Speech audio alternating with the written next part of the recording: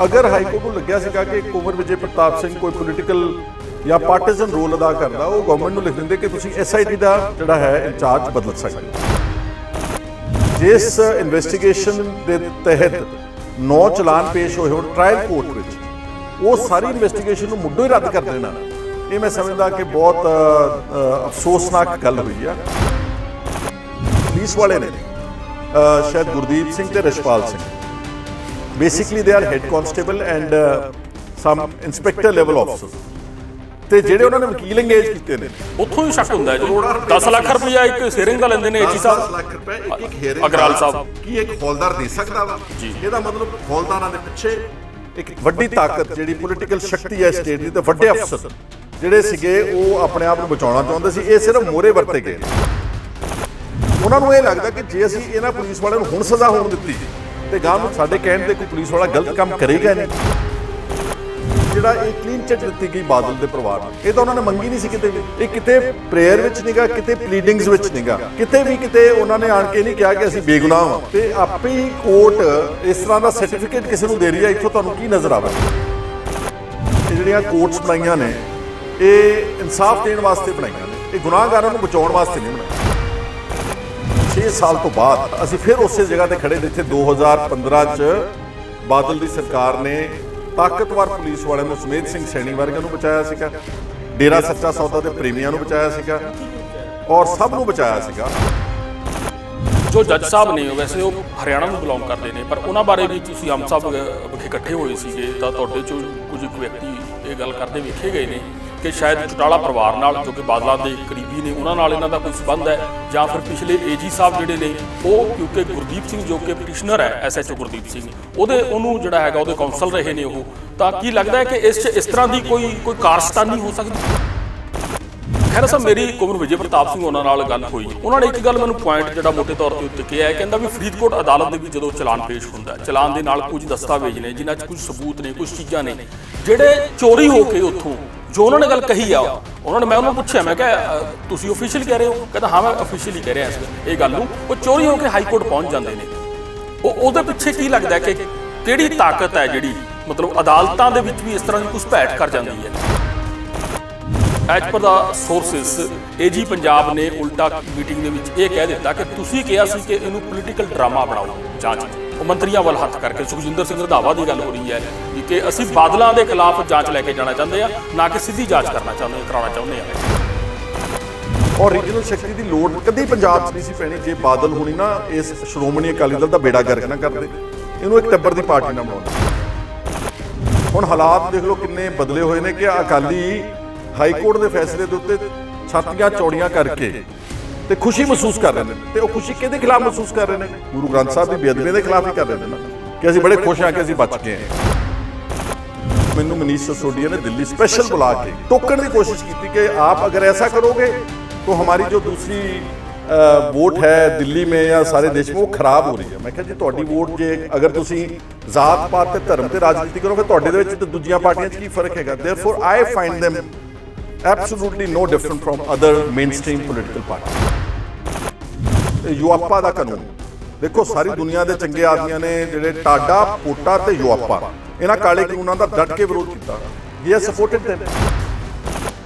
जम्मू कश्मीर के 2 टोटे किए गए, आर्टिकल 370 एब्रोगेट किया गया। इन्हें ट्वीट किया वा, केजरीवाल का ट्वीट है कि जो कश्मीर को तोड़िया गया ना, इन्हें लिखा वा कि now this effort of BJP will bring peace and prosperity in Jammu Kashmir. तो जो हुण इहदे अधिकार खोए गए हैं तो हुण जिहड़े विद्वान लोग सी उन्होंने लिखा कि now BJP will bring peace and prosperity in Delhi. Sky News ਤੇ ਤੁਹਾਡਾ ਸਵਾਗਤ ਹੈ ਜੀ। ਮੈਂ ਹਾਂ ਤੁਹਾਡਾ host Neel Bhulinder Singh. Punjab and Haryana high court ਦੀ ਕੁੰਵਰ ਵਿਜੇ ਪ੍ਰਤਾਪ ਸਿੰਘ ਬਾਰੇ ਜੋ ਜਜਮੈਂਟ ਆਈ ਹੈ ਉਸ ਤੋਂ ਬਾਅਦ ਪੰਜਾਬ ਦਾ ਰਾਜਨੀਤਿਕ ਮਾਹੌਲ ਗਰਮਾ ਰਿਹਾ ਤੇ ਸਕਾਈ ਨਿਊਜ਼ ਆਪਣੀ ਜ਼ਿੰਮੇਵਾਰੀ ਸਮਝਦੇ ਹੋਏ ਤੁਹਾਨੂੰ ਵੱਖ-ਵੱਖ ਸਮੇਂ ਦੇ ਉੱਤੇ ਵੱਖ-ਵੱਖ ਆਪਣੀਆਂ ਪੇਸ਼ਕਸ਼ਾਂ ਰਾਹੀਂ ਇਸ ਸਾਰੇ ਮਾਮਲੇ ਦੇ ਉੱਤੇ ਅਪਡੇਟ ਕਰਨ ਦੀ ਕੋਸ਼ਿਸ਼ ਕਰ ਰਿਹਾ ਹੈ, ਪਰਦੇ ਪਿਛਲੀ ਸੱਚਾਈ ਦੱਸਣ ਦੀ ਕੋਸ਼ਿਸ਼ ਕਰ ਰਿਹਾ ਹੈ ਤੇ ਅੱਗੇ ਇਸ ਦਾ ਕੀ ਪ੍ਰਭਾਵ ਪੈ ਸਕਦਾ ਹੈ, ਖਾਸ ਕਰ ਇਸ ਇਲੈਕਸ਼ਨ ਈਅਰ ਦੇ ਵਿੱਚ। ਇਸ ਵਕਤ ਸਕਾਈ ਨਿਊਜ਼ ਦੇ ਚੰਡੀਗੜ੍ਹ ਸਟੂਡੀਓ ਦੇ ਵਿੱਚ ਉਚੇਚੇ ਤੌਰ ਤੇ ਬੜੇ ਹੀ ਅਹਿਮ ਮਹਿਮਾਨ ਸਾਡੇ ਨਾਲ ਬਣੇ ਹੋਏ ਨੇ, ਜਿਨ੍ਹਾਂ ਦਾ ਨਾਮ ਹੈ ਸੁਖਪਾਲ ਸਿੰਘ ਖਹਿਰਾ। ਆਮ ਆਦਮੀ ਪਾਰਟੀ ਦੇ ਬਾਗੀ ਵਿਧਾਇਕ ਨੇ, ਪੰਜਾਬ 'ਚ ਵਿਧਾਨ ਸਭਾ ਦੇ ਨੇਤਾ, ਵਿਰੋਧੀ ਧਿਰ ਰਹਿ ਚੁੱਕੇ ਨੇ। ਪੰਜਾਬ ਦੇ ਬੜੇ ਹੀ ਨਾਮਵਰ ਤੇ ਚੋਟੀ ਦੇ ਸਿਆਸਤਦਾਨਾਂ 'ਚ ਖਹਿਰਾ ਸਾਹਿਬ ਦਾ ਨਾਮ ਸ਼ਾਮਲ ਹੈ। ਖਹਿਰਾ ਸਾਹਿਬ, ਤੁਹਾਡਾ ਸਵਾਗਤ ਹੈ ਜੀ। ਬਹੁਤ ਸ਼ੁਕਰੀਆ, ਸਭ ਨੂੰ ਫਤਿਹ ਜੀ। ਜੀ ਖਹਿਰਾ ਸਾਹਿਬ, ਪਹਿਲੀ ਟਿੱਪਣੀ ਇਸ ਜਜਮੈਂਟ ਤੇ ਕੀ ਦੇਣਾ ਚਾਹੋਗੇ, ਕਿਉਂਕਿ ਇੱਕ ਪ੍ਰਭਾਵ ਇਹ ਬਣ ਰਿਹਾ ਕਿ ਇਹ ਜਿਹੜੀ ਜਜਮੈਂਟ ਹੈ, ਹਾਲਾਂਕਿ ਬੜਾ ਬਚਾ ਕੇ ਕਹਿਣਾ ਪੈਂਦਾ ਪਰ ਇਹ ਜਜਮੈਂਟ ਕਹਿੰਦੇ ਆ ਇਹ ਜਜਮੈਂਟ ਘੱਟ ਹੈ, ਇੱਕ ਸਿਆਸੀ ਫਰਮਾਨ ਵੱਧ ਹੈ।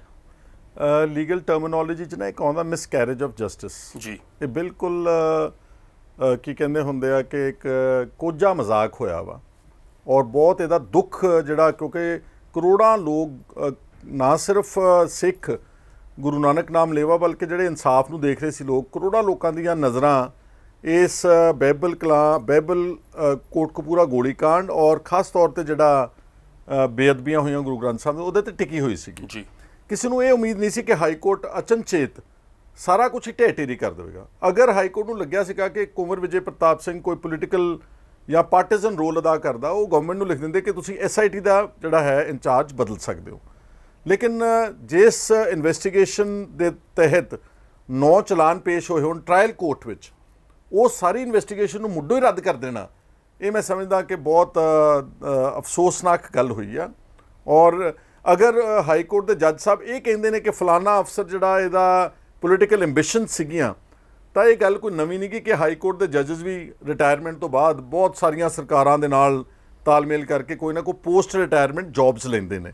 ਇਸ ਕਰਕੇ ਜਿਹੜੀ ਉਹਨਾਂ ਦੀ ਜੱਜਮੈਂਟ ਆਈ ਆ, ਕਿਉਂਕਿ ਉਹਨਾਂ ਨੇ ਜਿੱਦਾਂ ਨਾ ਟ੍ਰਾਇਲ ਕੋਰਟ ਦਾ ਅਧਿਕਾਰ ਖੇਤਰ ਆਪਣੇ ਕੋਲ ਲੈ ਲਿਆ, ਜਿਹੜੇ ਉਹ ਗਏ ਨੇ ਨਾ ਕਿ ਫਲਾਨੇ ਅਕਿਊਜ਼ ਨੂੰ ਜਿਹੜਾ ਹੈਗਾ ਵਾ ਇਹ ਗਲਤ ਹੋਇਆ ਉਹਦੇ ਖਿਲਾਫ ਬਣਾ ਲਿਆ ਨੂੰ, ਜਾਂ ਫਲਾਨੇ ਵਿਟਨੈਸ ਨੂੰ ਕੋਰਟ ਕੀਤਾ, ਇਹ ਟ੍ਰਾਇਲ ਕੋਰਟ ਦਾ ਕੰਮ ਆ। Once the investigation has completed its investigation and given submitted the challan, ਇਹ ਟ੍ਰਾਇਲ ਕੋਰਟ ਫਰੀਦਕੋਟ ਨੇ ਦੇਖਣਾ ਸੀਗਾ ਕਿ ਕੀ ਕਿਸੇ ਨਾਲ ਕੋਈ ਜ਼ਿਆਦਤੀ ਤਾਂ ਨਹੀਂ ਹੋ ਰਹੀ, ਕੋਈ ਬੇਗੁਨਾਹ ਤਾਂ ਨਹੀਂ ਹੈਗਾ। ਇਹ ਹਾਈ ਕੋਰਟ ਦਾ ਕਦੇ ਵੀ ਨਹੀਂ ਕੰਮ, ਕਿਉਂਕਿ ਜਿਹੜਾ ਹਾਈ ਕੋਰਟ ਦੀ ਸਿਵਲ ਰੇਟ ਪਟੀਸ਼ਨ ਹੈ ਨਾ, ਇਹ ਆਰਟੀਕਲ 226 ਆਫ ਦ ਕਨਸਟੀਟਿਊਸ਼ਨ 'ਚ ਆਉਂਦੀ ਹੈ। ਆਰਟੀਕਲ 226 ਆਫ ਦ ਕਨਸਟੀਟਿਊਸ਼ਨ ਨੇ ਫੈਕਟ ਫਾਈਂਡਿੰਗ 'ਚ ਨਹੀਂ ਜਾਣਾ, ਤੱਥਾਂ 'ਚ ਨਹੀਂ ਸੀ ਜਾਣਾ, ਉਹਨਾਂ ਨੇ ਆਣ ਕੇ ਸਿਰਫ ਇੱਕ ਲਾਅ ਪੁਆਇੰਟਸ ਦੇਖਣੇ ਨੇ। ਇਸ ਕਰਕੇ ਮੈਂ ਸਮਝਦਾ ਕਿ ਬੜਾ ਅਫਸੋਸ ਜਿਹਾ ਹੋਇਆ ਵਾ, ਔਰ ਆਈ ਵੁੱਡ ਸਪੋਰਟ ਦਿਸ ਕੰਟੈਂਸ਼ਨ ਕਿ ਇਹ ਜਜਮੈਂਟ ਡੈਫੀਨੇਟਲੀ ਪੋਲੀਟੀਕਲੀ ਮੋਟੀਵੇਟਡ ਹੈ ਤੇ ਡਿਬੇਟੇਬਲ ਹੈ 100%। ਜੋ ਜੱਜ ਸਾਹਿਬ ਨੇ ਵੈਸੇ ਉਹ ਹਰਿਆਣਾ ਨੂੰ ਬਿਲੋਂਗ ਕਰਦੇ ਨੇ, ਪਰ ਉਹਨਾਂ ਬਾਰੇ ਵੀ ਤੁਸੀਂ ਆਮ ਸਾਹਿਬ ਵਿਖੇ ਇਕੱਠੇ ਹੋਏ ਸੀਗੇ, ਤਾਂ ਤੁਹਾਡੇ 'ਚੋਂ ਕੁਝ ਇੱਕ ਵਿਅਕਤੀ ਇਹ ਗੱਲ ਕਰਦੇ ਵੇਖੇ ਗਏ ਨੇ ਕਿ ਸ਼ਾਇਦ ਚੌਟਾਲਾ ਪਰਿਵਾਰ ਨਾਲ, ਜੋ ਕਿ ਬਾਦਲਾਂ ਦੇ ਕਰੀਬੀ ਨੇ, ਉਹਨਾਂ ਨਾਲ ਇਹਨਾਂ ਦਾ ਕੋਈ ਸਬੰਧ ਹੈ, ਜਾਂ ਫਿਰ ਪਿਛਲੇ AG ਸਾਹਿਬ ਜਿਹੜੇ ਨੇ ਉਹ, ਕਿਉਂਕਿ ਗੁਰਦੀਪ ਸਿੰਘ ਜੋ ਕਿ ਪਟੀਸ਼ਨਰ ਹੈ SHO ਗੁਰਦੀਪ ਸਿੰਘ, ਉਹਨੂੰ ਜਿਹੜਾ ਹੈਗਾ ਉਹਦੇ ਕਾਉਂਸਲ ਰਹੇ ਨੇ ਉਹ, ਤਾਂ ਕੀ ਲੱਗਦਾ ਹੈ ਕਿ ਇਸ 'ਚ ਇਸ ਤਰ੍ਹਾਂ ਦੀ ਕੋਈ ਕਾਰਸਤਾਨੀ ਹੋ ਸਕਦੀ ਹੈ? ਮੈਂ ਸ਼ਬਦ ਵਰਤ ਰਿਹਾ ਸੋਚ ਕੇ। ਸਭ ਕੁਝ ਪੋਸੀਬਲ ਹੈ। ਇਹ ਗੱਲ ਭਾਈ ਰਣਜੀਤ ਸਿੰਘ ਸਾਬਕ ਜਥੇਦਾਰ ਅਕਾਲ ਤਖਤ ਸਾਹਿਬ ਨੇ ਖੁਲਾਸਾ ਕੀਤਾ ਸੀਗਾ ਜੀ ਕਿ ਇਹ ਜਿਹੜੇ ਜੱਜ ਨੇ ਇਹ ਪਹਿਲਾਂ ਐਡਵੋਕੇਟ ਜਨਰਲ ਵਿੱਚ ਆਫਿਸ ਵਿੱਚ ਰਹਿ ਚੁੱਕੇ AG ਹਰਿਆਣਾ 'ਚ, ਔਰ ਓਮ ਪ੍ਰਕਾਸ਼ ਚੌਟਾਲਾ ਦੀ ਸਰਕਾਰ ਦੇ ਵਿੱਚ ਉਹਨਾਂ ਨੂੰ ਇਸ ਵਕਤ ਬਣਾਇਆ ਗਿਆ ਸੀਗਾ ਜੀ। ਹੁਣ ਇਹ ਗੱਲ ਛੁਪੀ ਨਹੀਂ ਹੋਈ ਕਿ ਬਾਦਲ ਪਰਿਵਾਰ ਦਾ ਤੇ ਚੌਟਾਲੇ ਪਰਿਵਾਰ ਦਾ ਬਹੁਤ ਡੂੰਘਾ ਤੇ ਗਹਿਰਾ ਰਿਸ਼ਤਾ ਵਾ, ਔਰ ਜਿਹੜਾ ਇਹ ਕਲੀਨ ਚਿੱਟ ਦਿੱਤੀ ਗਈ ਬਾਦਲ ਦੇ ਪਰਿਵਾਰ ਨੂੰ, ਇਹ ਤਾਂ ਉਹਨਾਂ ਨੇ ਮੰਗੀ ਨਹੀਂ ਸੀ ਕਿਤੇ ਵੀ ਜੀ। ਇਹ ਕਿਤੇ ਪ੍ਰੇਅਰ ਵਿੱਚ ਨਹੀਂਗਾ, ਕਿਤੇ ਪਲੀਡਿੰਗਸ ਵਿੱਚ ਨਹੀਂਗਾ, ਕਿਤੇ ਉਹਨਾਂ ਨੇ ਆਣ ਕੇ ਨਹੀਂ ਕਿਹਾ ਕਿ ਅਸੀਂ ਬੇਗੁਨਾਹ ਵਾਂ, ਤੇ ਆਪੇ ਹੀ ਕੋਰਟ ਇਸ ਤਰ੍ਹਾਂ ਦਾ ਸਰਟੀਫਿਕੇਟ ਕਿਸੇ ਨੂੰ ਦੇ ਰਹੀ ਹੈ। ਇੱਥੋਂ ਤੁਹਾਨੂੰ ਕੀ ਨਜ਼ਰ ਆਵੇਗਾ? ਇਸ ਲਈ ਜੋ ਭਾਈ ਰਣਜੀਤ ਸਿੰਘ ਨੇ ਕਨੈਕਸ਼ਨ ਜੋੜਿਆ ਨਾ, ਅਸ਼ੋਕ ਅਗਰਵਾਲ ਜਿਹੜੇ ਬਾਦਲਾਂ ਦੇ ਵੇਲੇ ਐਡਵੋਕੇਟ ਜਨਰਲ ਸੀਗੇ ਜੀ, ਔਰ ਜਿਹੜੇ ਇਹ ਜੱਜ ਸਾਹਿਬ ਉਧਰ ਹਰਿਆਣਾ ਦੇ ਵਿੱਚ ਐਡਵੋਕੇਟ ਜਨਰਲ ਆਫਿਸ ਵਿੱਚ ਰਹੇ ਨੇ, ਇਹ ਸਾਰਾ ਕਿਤੇ ਨਾ ਕਿਤੇ ਕੜੀ 100% ਜੁੜ ਸਕਦੀ ਹੈ। ਪਰ ਕਿਉਂਕਿ ਹਾਈ ਕੋਰਟ ਦੇ ਜੱਜਸ ਨੂੰ ਬਹੁਤ ਵੱਡੇ ਪੱਧਰ ਤੇ ਇਮਿਊਨਿਟੀ ਹੈ, ਇਹਨਾਂ ਨੂੰ ਪੁੱਛਣ ਵਾਲਾ ਹੀ ਕੋਈ ਨਹੀਂਗਾ। ਤੁਹਾਨੂੰ ਯਾਦ ਹੋਵੇਗਾ ਇੱਕ ਵਾਰ ਕਾਫੀ ਵੱਡਾ ਕੈਸ਼ ਸਕੈਂਡਲ ਹੋਇਆ ਸੀਗਾ ਇੱਕ ਜੱਜ ਸਾਹਿਬ ਦੇ ਖਿਲਾਫ, ਨਿਰਮਲ ਕੌਰ, ਉਦਾਂ ਨਿਰਮਲ ਯਾਦਵ ਐਂਡ ਨਿਰਮਲਜੀਤ ਕੌਰ, ਹਾਂਜੀ, ਉਹ ਉਦਾਂ ਹੀ ਹਵਾ 'ਚ ਹੀ ਰਹਿ ਗਿਆ ਬਿਲਕੁਲ। ਇੱਕ ਆਡੀਓ ਲੀਕ ਹੋਈ ਜਦੋਂ ਮੇਰੇ ਖਿਲਾਫ NDPS ਦਾ ਮੁਕੱਦਮਾ ਦਰਜ ਹੋਇਆ, 35 ਲੱਖ ਰੁਪਏ ਦੀ ਇੱਕ ਜੱਜ ਸਾਹਿਬ ਦੇ ਖਿਲਾਫ ਆਡੀਓ, ਅਸੀਂ chief justice Punjab Haryana high court ਨੂੰ ਖੁਦ ਮੈਂ ਮਿਲ ਕੇ ਦੇ ਕੇ ਆਇਆ ਬਤੌਰ ਲੀਡਰ ਆਫ ਆਪੋਜੀਸ਼ਨ, ਜਦੋਂ ਵਿਧਾਨ ਸਭਾ ਤੁਹਾਡੇ ਖਿਲਾਫ ਮਤਾ ਪੈ ਗਿਆ ਸੀ। ਹਾਂਜੀ, ਉਹ ਸਾਰਾ ਉੱਥੇ ਸੀਗਾ ਅੰਦਰ, ਸਾਰਾ ਹਵਾ ਦੇ ਵਿੱਚ ਹੀ ਹੋ ਗਿਆ ਜੀ। ਇਸ ਕਰਕੇ ਇਹ ਜਿਹੜਾ ਹੈਗਾ ਬੜਾ, ਦੇਖੋ ਗੱਲ ਇਹ ਆ ਕਿ ਇੱਕ ਨਾ ਬੇਸਿਕ ਜਿਹਾ ਪ੍ਰਿੰਸੀਪਲ ਆ, ਇਹ ਜਿਹੜੀਆਂ ਕੋਰਟਸ ਬਣਾਈਆਂ ਨੇ ਇਹ ਇਨਸਾਫ ਦੇਣ ਵਾਸਤੇ ਬਣਾਈਆਂ ਨੇ, ਇਹ ਗੁਨਾਹਗਾਰਾਂ ਨੂੰ ਬਚਾਉਣ ਵਾਸਤੇ ਨਹੀਂ ਬਣਾਈਆਂ। ਇਸ ਕਰਕੇ ਜਿਹੜਾ ਉਹ ਕਹਿੰਦੇ ਨਾ ਕਿ ਕੁਦਰਤੀ ਜਿਹੜਾ ਪ੍ਰਿੰਸੀਪਲ ਹੈਗਾ, ਬੇਸਿਕ ਪ੍ਰਿੰਸੀਪਲ ਨੈਚੁਰਲ ਜਸਟਿਸ ਜੀ, ਉਹਦੇ 'ਚ ਸਟੇਟ ਦੀ ਮਦਦ ਨਹੀਂ ਕਰਨੀ ਹੁੰਦੀ, ਕਿਉਂਕਿ ਅਗਰ ਸਟੇਟ ਕੋਈ ਕੰਮ ਗਲਤ ਕਰ ਰਹੀ ਆ, ਅਗਰ ਪੁਲਿਸ ਕੋਈ ਕੰਮ ਗਲਤ ਕਰਦੀ, ਫਰਿਆਦੀ ਤੁਹਾਡੇ ਕੋਲ ਚੱਲ ਕੇ ਆਉਂਦੇ ਨੇ, ਤੁਸੀਂ ਉਹਨਾਂ ਦੀ ਸੁਣਨੀ ਆ। ਲੇਕਿਨ ਇਹਦੇ ਵਿੱਚ ਉਲਟਾ ਹੋਇਆ, ਔਰ ਜਿਹੜੇ ਉਹ ਪੁਲਿਸ ਵਾਲੇ ਨੇ ਸ਼ਾਇਦ ਗੁਰਦੀਪ ਸਿੰਘ ਤੇ Rashpal Singh ji, basically they are head constable and sum inspector level officers ਜੀ, ਤੇ ਜਿਹੜੇ ਉਹਨਾਂ ਨੇ ਵਕੀਲ ਇੰਗੇਜ ਕੀਤੇ ਨੇ ਉੱਥੋਂ ਹੀ ਸ਼ੱਕ ਹੁੰਦਾ ਜੀ। ਕਰੋੜਾਂ ਰੁਪਏ 10 ਲੱਖ ਰੁਪਇਆ ਇੱਕ ਹੀਅਰਿੰਗ ਦਾ ਲੈਂਦੇ ਨੇ ਏਜੀ ਸਾਹਿਬ। 10 ਲੱਖ ਰੁਪਏ ਇੱਕ ਹੀਅਰਿੰਗ ਅਗਰਾਲ ਦਾ ਸਾਹਿਬ। ਕੀ ਇੱਕ ਹੌਲਦਾਰ ਦੇ ਸਕਦਾ ਵਾ ਜੀ। ਇਹਦਾ ਮਤਲਬ ਹੌਲਦਾਰਾਂ ਦੇ ਪਿੱਛੇ ਇੱਕ ਵੱਡੀ ਤਾਕਤ ਜਿਹੜੀ ਪੋਲੀਟੀਕਲ ਸ਼ਕਤੀ ਹੈ ਸਟੇਟ ਦੀ, ਤੇ ਵੱਡੇ ਅਫਸਰ ਜਿਹੜੇ ਸੀਗੇ ਉਹ ਆਪਣੇ ਆਪ ਨੂੰ ਬਚਾਉਣਾ ਚਾਹੁੰਦੇ ਸੀ। ਇਹ ਸਿਰਫ ਮੋਹਰੇ ਵਰਤੇ ਗਏ ਨੇ ਜੀ। ਔਰ ਅਫਸੋਸ ਇਹਦੇ ਨਾਲੋਂ ਵੀ ਜ਼ਿਆਦਾ ਵੱਡੀ ਗੱਲ ਦਾ ਕਿ 6 ਸਾਲ ਤੋਂ ਬਾਅਦ ਅਸੀਂ ਫਿਰ ਉਸੇ ਜਗ੍ਹਾ ਤੇ ਖੜੇ ਜਿੱਥੇ 2015 ਚ ਬਾਦਲ ਦੀ ਸਰਕਾਰ ਨੇ ਤਾਕਤਵਰ ਪੁਲਿਸ ਵਾਲਿਆਂ ਨੂੰ, ਸਮੇਤ ਸਿੰਘ ਸੈਣੀ ਵਰਗਿਆਂ ਨੂੰ ਬਚਾਇਆ ਸੀਗਾ, ਡੇਰਾ ਸੱਚਾ ਸੌਦਾ ਦੇ ਪ੍ਰੇਮੀਆਂ ਨੂੰ ਬਚਾਇਆ ਸੀਗਾ, ਮੁਖੀ ਨੂੰ ਵੀ ਬਚਾਇਆ ਔਰ ਸਭ ਨੂੰ ਬਚਾਇਆ ਸੀਗਾ। ਔਰ ਅਸੀਂ ਉਹ ਸਾਨੂੰ ਲਿਆ ਕੇ ਸਕੁਅਰ 1 ਦੇ ਉੱਤੇ ਖੜਾ ਕਰ ਦਿੱਤਾ ਸੀ। ਜੀ। ਖੈਰ ਸਾਹਿਬ, ਮੇਰੀ ਕੁਮਰ ਵਿਜੇ ਪ੍ਰਤਾਪ ਸਿੰਘ ਉਹਨਾਂ ਨਾਲ ਗੱਲ ਹੋਈ ਹੈ, ਸਰਸਰੀ ਗੱਲ ਹੋਈ ਹੈ। ਬੀਇੰਗ ਅ ਪੱਤਰਕਾਰ ਅਸੀਂ ਉਹਨਾਂ ਨਾਲ ਸੰਪਰਕ 'ਚ ਰਹਿੰਦੇ ਸੀ ਖਬਰਾਂ ਲੈਣ ਦੇ ਵਾਸਤੇ। ਉਹਨਾਂ ਨੇ ਇੱਕ ਗੱਲ ਮੈਨੂੰ ਪੁਆਇੰਟ ਜਿਹੜਾ ਮੋਟੇ ਤੌਰ ਤੇ ਉੱਤੇ ਕਿਹਾ ਹੈ, ਕਹਿੰਦਾ ਵੀ ਫਰੀਦਕੋਟ ਅਦਾਲਤ ਦੇ ਵਿੱਚ ਜਦੋਂ ਚਲਾਨ ਪੇਸ਼ ਹੁੰਦਾ, ਚਲਾਨ ਦੇ ਨਾਲ ਕੁਝ ਦਸਤਾਵੇਜ਼ ਨੇ ਜਿਨ੍ਹਾਂ 'ਚ ਕੁਝ ਸਬੂਤ ਨੇ, ਕੁਝ ਚੀਜ਼ਾਂ ਨੇ ਜਿਹੜੇ ਚੋਰੀ ਹੋ ਕੇ ਉੱਥੋਂ, ਜੋ ਉਹਨਾਂ ਨੇ ਗੱਲ ਕਹੀ ਆ, ਮੈਂ ਉਹਨਾਂ ਨੂੰ ਪੁੱਛਿਆ, ਮੈਂ ਕਿਹਾ ਤੁਸੀਂ ਆਫੀਸ਼ੀਅਲੀ ਕਹਿ ਰਹੇ ਹੋ? ਕਹਿੰਦਾ ਹਾਂ ਮੈਂ ਆਫੀਸ਼ੀਅਲੀ ਕਹਿ ਰਿਹਾ ਇਹ ਗੱਲ ਨੂੰ। ਉਹ ਚੋਰੀ ਹੋ ਕੇ ਹਾਈ ਕੋਰਟ ਪਹੁੰਚ ਜਾਂਦੇ ਨੇ। ਉਹਦੇ ਪਿੱਛੇ ਕੀ ਲੱਗਦਾ ਕਿ ਕਿਹੜੀ ਤਾਕਤ ਹੈ ਜਿਹੜੀ ਮਤਲਬ ਅਦਾਲਤਾਂ ਦੇ ਵਿੱਚ ਵੀ ਇਸ ਤਰ੍ਹਾਂ ਦੀ ਘੁਸਪੈਠ ਕਰ ਜਾਂਦੀ ਹੈ? ਦੇਖੋ, ਇੱਕ ਗੱਲ ਅੱਛੀ ਤਰ੍ਹਾਂ ਸਮਝਣ ਦੀ ਕੋਸ਼ਿਸ਼ ਕਰੋਗੇ। ਇੱਕ ਬਹੁਤ ਵੱਡੀ ਸਟੇਟ ਦੀ ਪਾਲਿਸੀ ਆ। ਜਦੋਂ ਮੈਂ ਸਟੇਟ ਕਹਿਣਾ ਵਾ ਉਦੋਂ ਸਾਰੀਆਂ ਸਰਕਾਰਾਂ ਨੇ, ਉਹਦੇ 'ਚ ਗਵਰਨਮੈਂਟ ਆਫ ਇੰਡੀਆ ਵੀ ਆ ਤੇ ਪੰਜਾਬ ਦੀ ਸਰਕਾਰ ਵੀ। ਜਿਹੜੇ ਇਹ ਪੁਲਿਸ ਵਾਲੇ ਨੇ ਜਿਨ੍ਹਾਂ ਲੋਕਾਂ ਨੇ ਫਰਜ਼ ਕਰੋ ਬਹਿਬਲ ਕਲਾਂ ਦੇ ਵਿੱਚ 2 ਨੌਜਵਾਨ ਸਿੱਖ ਮਾਰੇ ਨੇ ਜੀ, ਜਾਂ ਉੱਥੇ ਲਾਠੀਚਾਰਜ ਹੋਇਆ, ਅਜੀਤ ਸਿੰਘ ਤੇ ਗੋਲੀ ਚੱਲੀ, ਉਹਦੇ ਤੇ ਚੂਲੇ ਦੇ ਵਿੱਚ ਵੱਜੀ ਹੈ। ਬਿਲਕੁਲ। ਇਹ ਜਿਹੜੇ ਦੋਸ਼ੀ ਪੁਲਿਸ ਵਾਲੇ ਨੇ ਇਹਨਾਂ ਦੇ ਪਿੱਛੇ ਇੱਕ ਸਟੇਟ ਖੜੀ ਆ ਜੀ, ਔਰ ਹਮੇਸ਼ਾ ਇਹਨਾਂ ਨੂੰ ਬਚਾਉਂਦੀ ਆ। ਔਰ ਚਾਹੇ ਉਹ ਝੂਠੇ ਪੁਲਿਸ ਮੁਕਾਬਲਿਆਂ ਦੀ ਗੱਲ ਕਰ ਲਈ, ਜਿਹੜੇ ਆਫਸਰਸ ਇਨਵੋਲਵਡ ਨੇ, ਸੁਮੇਤ ਸਿੰਘ ਸੈਣੀ ਦੇ ਤਾਂ ਪਹਿਲਾਂ ਹੀ ਬਹੁਤ ਵੱਡੇ ਇਲਜ਼ਾਮ, ਔਰ ਉਹਨਾਂ ਦੇ ਕੁਝ ਕੁਲੀਗਸ ਨੇ ਉਹਨਾਂ ਦੇ ਉੱਤੇ ਫੇਕ ਇਨਕਾਊਂਟਰਸ ਦੇ ਇਲਜ਼ਾਮ ਲੱਗੇ ਹੋਏ ਨੇ ਜੀ। ਇਹ ਕਈ ਦਹਾਕਿਆਂ ਤੋਂ ਉਹਨਾਂ 'ਚੋਂ ਬਚੇ ਆਉਂਦੇ ਨੇ। ਇਸ ਕਰਕੇ ਇਹਨਾਂ ਨੂੰ ਬਚਾਉਣ ਵਾਸਤੇ ਉਹ ਜਿਹੜਾ ਇੱਕ ਬਹੁਤ ਵੱਡਾ ਕੀ ਕਹਿੰਦੇ ਆ ਕਿ ਪੰਜਾਬੀ 'ਚ ਕਹਿ ਦਿੰਦਾ ਕਿ ਜਿਹੜਾ ਸਰਕਾਰੀ ਗਰੋਹ ਆ ਉਹ ਕੁਝ ਵੀ ਕਰ ਸਕਦਾ। ਉਹ ਅਦਾਲਤਾਂ 'ਚੋਂ ਕਾਗਜ਼ ਵੀ ਚੋਰੀ ਕਰਾ ਸਕਦਾ, ਉਹ ਜੱਜਾਂ ਨੂੰ ਡਰਾ ਵੀ ਸਕਦਾ। ਤੁਹਾਨੂੰ ਯਾਦ ਹੋਣਾ ਇੱਕ ਵਾਰੀ ਹਾਈ ਕੋਰਟ ਦੇ ਜੱਜਸ ਦੇ ਫੋਨ ਟੈਪ ਕੀਤੇ ਸੀ ਇਹਨਾਂ ਲੋਕਾਂ ਨੇ, ਇਸੇ ਸੁਮੇਤ ਸਿੰਘ ਸੈਣੀ ਨੇ। ਬਿਲਕੁਲ ਕੀਤੇ ਸੀ। ਨੋ ਐਕਸ਼ਨ ਅਗੇਂਸਟ ਹਿਮ। ਸੋ ਦੇਅਰਫੋਰ ਉਹ ਜਜਮੈਂਟ ਦਾ ਪਾਰਟ ਵੀ ਆ ਉਹ ਇਨਸੀਡੈਂਟ। ਹਾਂ, ਇਹ ਜਿਹੜੀ ਸਟੇਟ ਹੈ ਨਾ, ਇਹ ਉਹਨਾਂ ਪੁਲਿਸ ਵਾਲਿਆਂ ਨੂੰ ਇਸ ਕਰਕੇ ਬਚਾ ਰਹੀ ਆ ਕਿਉਂਕਿ ਉਹਨਾਂ ਤੋਂ ਮੁੜ ਕੇ ਇਦਾਂ ਦੇ ਪੁਲਿਸ ਅਫਸਰ ਕੋ ਮੁੜ ਕੇ ਫੇਰ ਗਲਤ ਕੰਮ ਕਰਾਉਣੇ ਜ਼ਿੰਦਗੀ 'ਚ ਜੀ, ਬੰਦੇ ਵੀ ਮਰਵਾਉਣੇ ਨੇ, ਝੂਠੇ ਪੁਲਿਸ ਮੁਕਾਬਲੇ ਵੀ ਕਰਾਉਣੇ ਨੇ। ਉਹਨਾਂ ਨੂੰ ਇਹ ਲੱਗਦਾ ਕਿ ਜੇ ਅਸੀਂ ਇਹਨਾਂ ਪੁਲਿਸ ਵਾਲਿਆਂ ਨੂੰ ਹੁਣ ਸਜ਼ਾ ਹੋਣ ਦਿੱਤੀ ਤੇ ਗਾਂ ਨੂੰ ਤਾਂ ਸਾਡੇ ਕਹਿਣ ਤੇ ਕੋਈ ਪੁਲਿਸ ਵਾਲਾ ਗਲਤ ਕੰਮ ਕਰੇਗਾ ਨਹੀਂ, ਲਾਇਲਟੀ ਖਤਮ ਹੋ ਜਾਏਗੀ ਫੋਰਸ ਦੇ ਵਿੱਚ ਸਾਡੇ ਨਾਲ। ਇਹ ਬਹੁਤ ਮੰਦਭਾਗੀ ਗੱਲ ਆ। ਔਰ ਜੇ ਅਦਾਲਤ ਇਹ ਕਹਿੰਦੀ ਆ ਕਿ ਅਸੀਂ ਸਾਰਾ ਕੁਝ ਭੰਗ ਕਰਤਾ, ਤੇ ਮੈਂ ਪੁੱਛਣਾ ਚਾਹੁੰਦਾ ਕਿ ਉਹ ਕਹਿੰਦੇ ਕਿ ਸਾਰੇ ਬੇਗੁਨਾਹ ਨੇ ਆ, ਗੁਰਦੀਪ ਸਿੰਘ ਵਗੈਰਾ ਜਾਂ ਚਰਨਜੀਤ ਸ਼ਰਮਾ ਜਾਂ ਉੱਪਰ ਤੱਕ ਜਾਂ ਬਾਦਲ ਤੱਕ, ਤੇ ਸਾਨੂੰ ਦੱਸਣ ਗੁਨਾਹਗਾਰ ਕੌਣ ਹੈ? 6 ਸਾਲਾਂ ਦੇ ਵਕਫੇ ਤੋਂ ਬਾਅਦ, ਪੌਣੇ 3 ਸਾਲ ਦੀ ਤਹਿਕੀਕਾਤ ਤੋਂ ਬਾਅਦ, the court just trashes everything but doesn't give us an option. ਔਰ ਜਿਹੜਾ ਉਹਨਾਂ ਨੇ ਕਿਹਾ ਨਾ ਕਿ ਅਸੀਂ ਨਵੇਂ ਸਿਰੇ ਤੋਂ SIT, ਇਹ ਵੀ ਗਲਤ ਹੈ ਕਾਨੂੰਨੀ ਤੌਰ ਤੇ। ਤੁਸੀਂ ਕਿਸੇ ਮਹਾਰਾ ਨਾਲ ਚੈੱਕ ਕਰਿਓ ਜੀ, ਜਿਹੜਾ ਕੋਰਟ ਹੈਗਾ ਨਾ ਉਹ ਫਰਦਰ ਇਨਵੈਸਟੀਗੇਸ਼ਨ ਆਰਡਰ ਕਰ ਸਕਦਾ ਵਾ, ਉਹ ਰੀ-ਇਨਵੈਸਟੀਗੇਸ਼ਨ ਆਰਡਰ ਕਰ ਸਕਦਾ, ਫਰੈਸ਼ ਇਨਵੈਸਟੀਗੇਸ਼ਨ ਵੈਸੇ ਨਹੀਂ ਆਰਡਰ ਕਰ ਸਕਦਾ। ਇਹਦੇ 'ਚ ਹੁਣ ਲਕੂਨਾਸ ਤਾਂ ਬਹੁਤ ਨੇ। ਨਵੀਂ ਸਿੱਟ ਬਣਾਉਣਾ, ਨਵੀਂ ਇਨਵੈਸਟੀਗੇਸ਼ਨ ਆਰਡਰ ਕਰਨ 'ਚ ਫਰਕ ਹੈ। ਮੌੜਮੰਡੀ ਬੰਬ ਬਲਾਸਟ 'ਚ ਇਹੀ ਕੁਝ ਹੋਇਆ ਨਾ। ਖੱਟੜਾ ਤੋਂ ਲੈ ਕੇ ਉਹਨਾਂ ਨੇ ਕਿਹਾ ਸੀਗਾ ਕਿਸੇ ਦੂਸਰੀ SIT ਨੂੰ ਕੇਸ ਦੇ ਦਿਓ। ਖੈਰ ਇਹ ਕਾਨੂੰਨੀ ਪੇਚੀਦਗੀਆਂ ਦਾ ਮਾਮਲਾ ਹੈ। ਮੈਂ ਇੱਕ ਤਾਂ ਮੈਨੂੰ ਜਾਂਦੇ ਪਹਿਲਾਂ ਮੈਂ ਅਗਲੇ ਵਿਸ਼ੇ ਵੱਲ ਜਾਵਾਂ। ਕਾਪੀਆਂ ਸਾੜਨ ਦੇ ਐਲਾਨ ਦੇ ਉੱਤੇ ਵਜੇਦੋਂ। ਹਾਂ ਬਿਲਕੁਲ, ਕੱਲ ਨੂੰ ਜਾ ਰਹੇ ਹਾਂ ਅਸੀਂ ਉੱਥੇ। ਜਿਹੜਾ ਇੱਕ ਮੇਨ ਪ੍ਰੋਗਰਾਮ ਹੈਗਾ ਉਹ ਕੋਟਕਪੂਰਾ ਦੇ ਉਸੇ ਚੌਂਕ ਵਿੱਚ ਆ ਜਿੱਥੇ ਤਸ਼ੱਦਦ ਹੋਇਆ ਸੀ, ਲਾਠੀਚਾਰਜ ਹੋਇਆ ਸੀ, ਜਿੱਥੇ ਗੋਲੀ ਚੱਲੀ ਆ ਜੀ।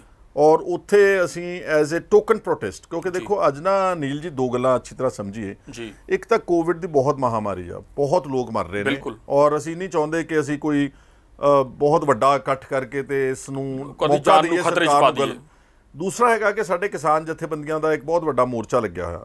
ਅਗਰ ਇੱਥੇ ਕੋਈ ਸਸਟੇਨਡ ਕੋਈ ਲੰਬੀ ਐਜੀਟੇਸ਼ਨ ਅਸੀਂ ਐਲਾਨ ਹੋਵੇਗਾ ਜੀ ਤਾਂ ਉੱਥੋਂ ਦੀ ਸ਼ਕਤੀ ਘਟੇਗੀ। ਇਸ ਕਰਕੇ ਇਹ ਵੀ ਨਹੀਂਗਾ ਕਿ ਇਸ ਮੁੱਦੇ ਨੂੰ ਅਸੀਂ ਖਾਲੀ ਜਾਣ ਦਈਏ। ਬਿਕੋਜ਼ ਮੈਨੂੰ ਦੁੱਖ ਹੋਇਆ ਕਿ ਪਿਛਲੇ ਜਦੋਂ ਦਾ ਜੱਜ ਨੇ ਫੈਸਲਾ ਸੁਣਾਇਆ ਤੇ ਜਦੋਂ ਦੀ ਡਿਟੇਲ ਜਜਮੈਂਟ ਆਈ, there was no voice against it. Therefore I just thought ਕਿ ਮੈਨੂੰ ਪਤਾ ਸੀਗਾ ਕਿ ਮੈਂ ਇੱਕ ਪੋਲੀਟੀਕਲ ਵਿਅਕਤੀ ਹਾਂ, ਤਾਂ ਮੈਂ ਅਗਰ ਕੋਈ ਗੱਲ ਕਰੂੰਗਾ ਤਾਂ 100 ਇਹਦੇ 'ਤੇ ਲੋਕੀ ਇਲਜ਼ਾਮ ਲਾਉਣਗੇ। ਤਾਈਓ ਮੈਂ ਸੰਪਰਕ ਕੀਤਾ ਕੁਝ ਅੱਛੇ ਜਿਹੜੇ ਧਾਰਮਿਕ ਆਗੂ ਸੀਗੇ। ਔਰ ਜਦੋਂ ਮੈਂ ਨਿਗਾਹ ਮਾਰਦਾ ਵਾਂ, ਧਾਰਮਿਕ ਆਗੂ ਵੀ ਅਨਫੋਰਚੂਨੇਟਲੀ ਕਈ ਜਿਹੜੇ ਨੇ ਉਹ ਕੰਪਰੋਮਾਈਜ਼ ਕਰੀ ਬੈਠੇ ਨੇ।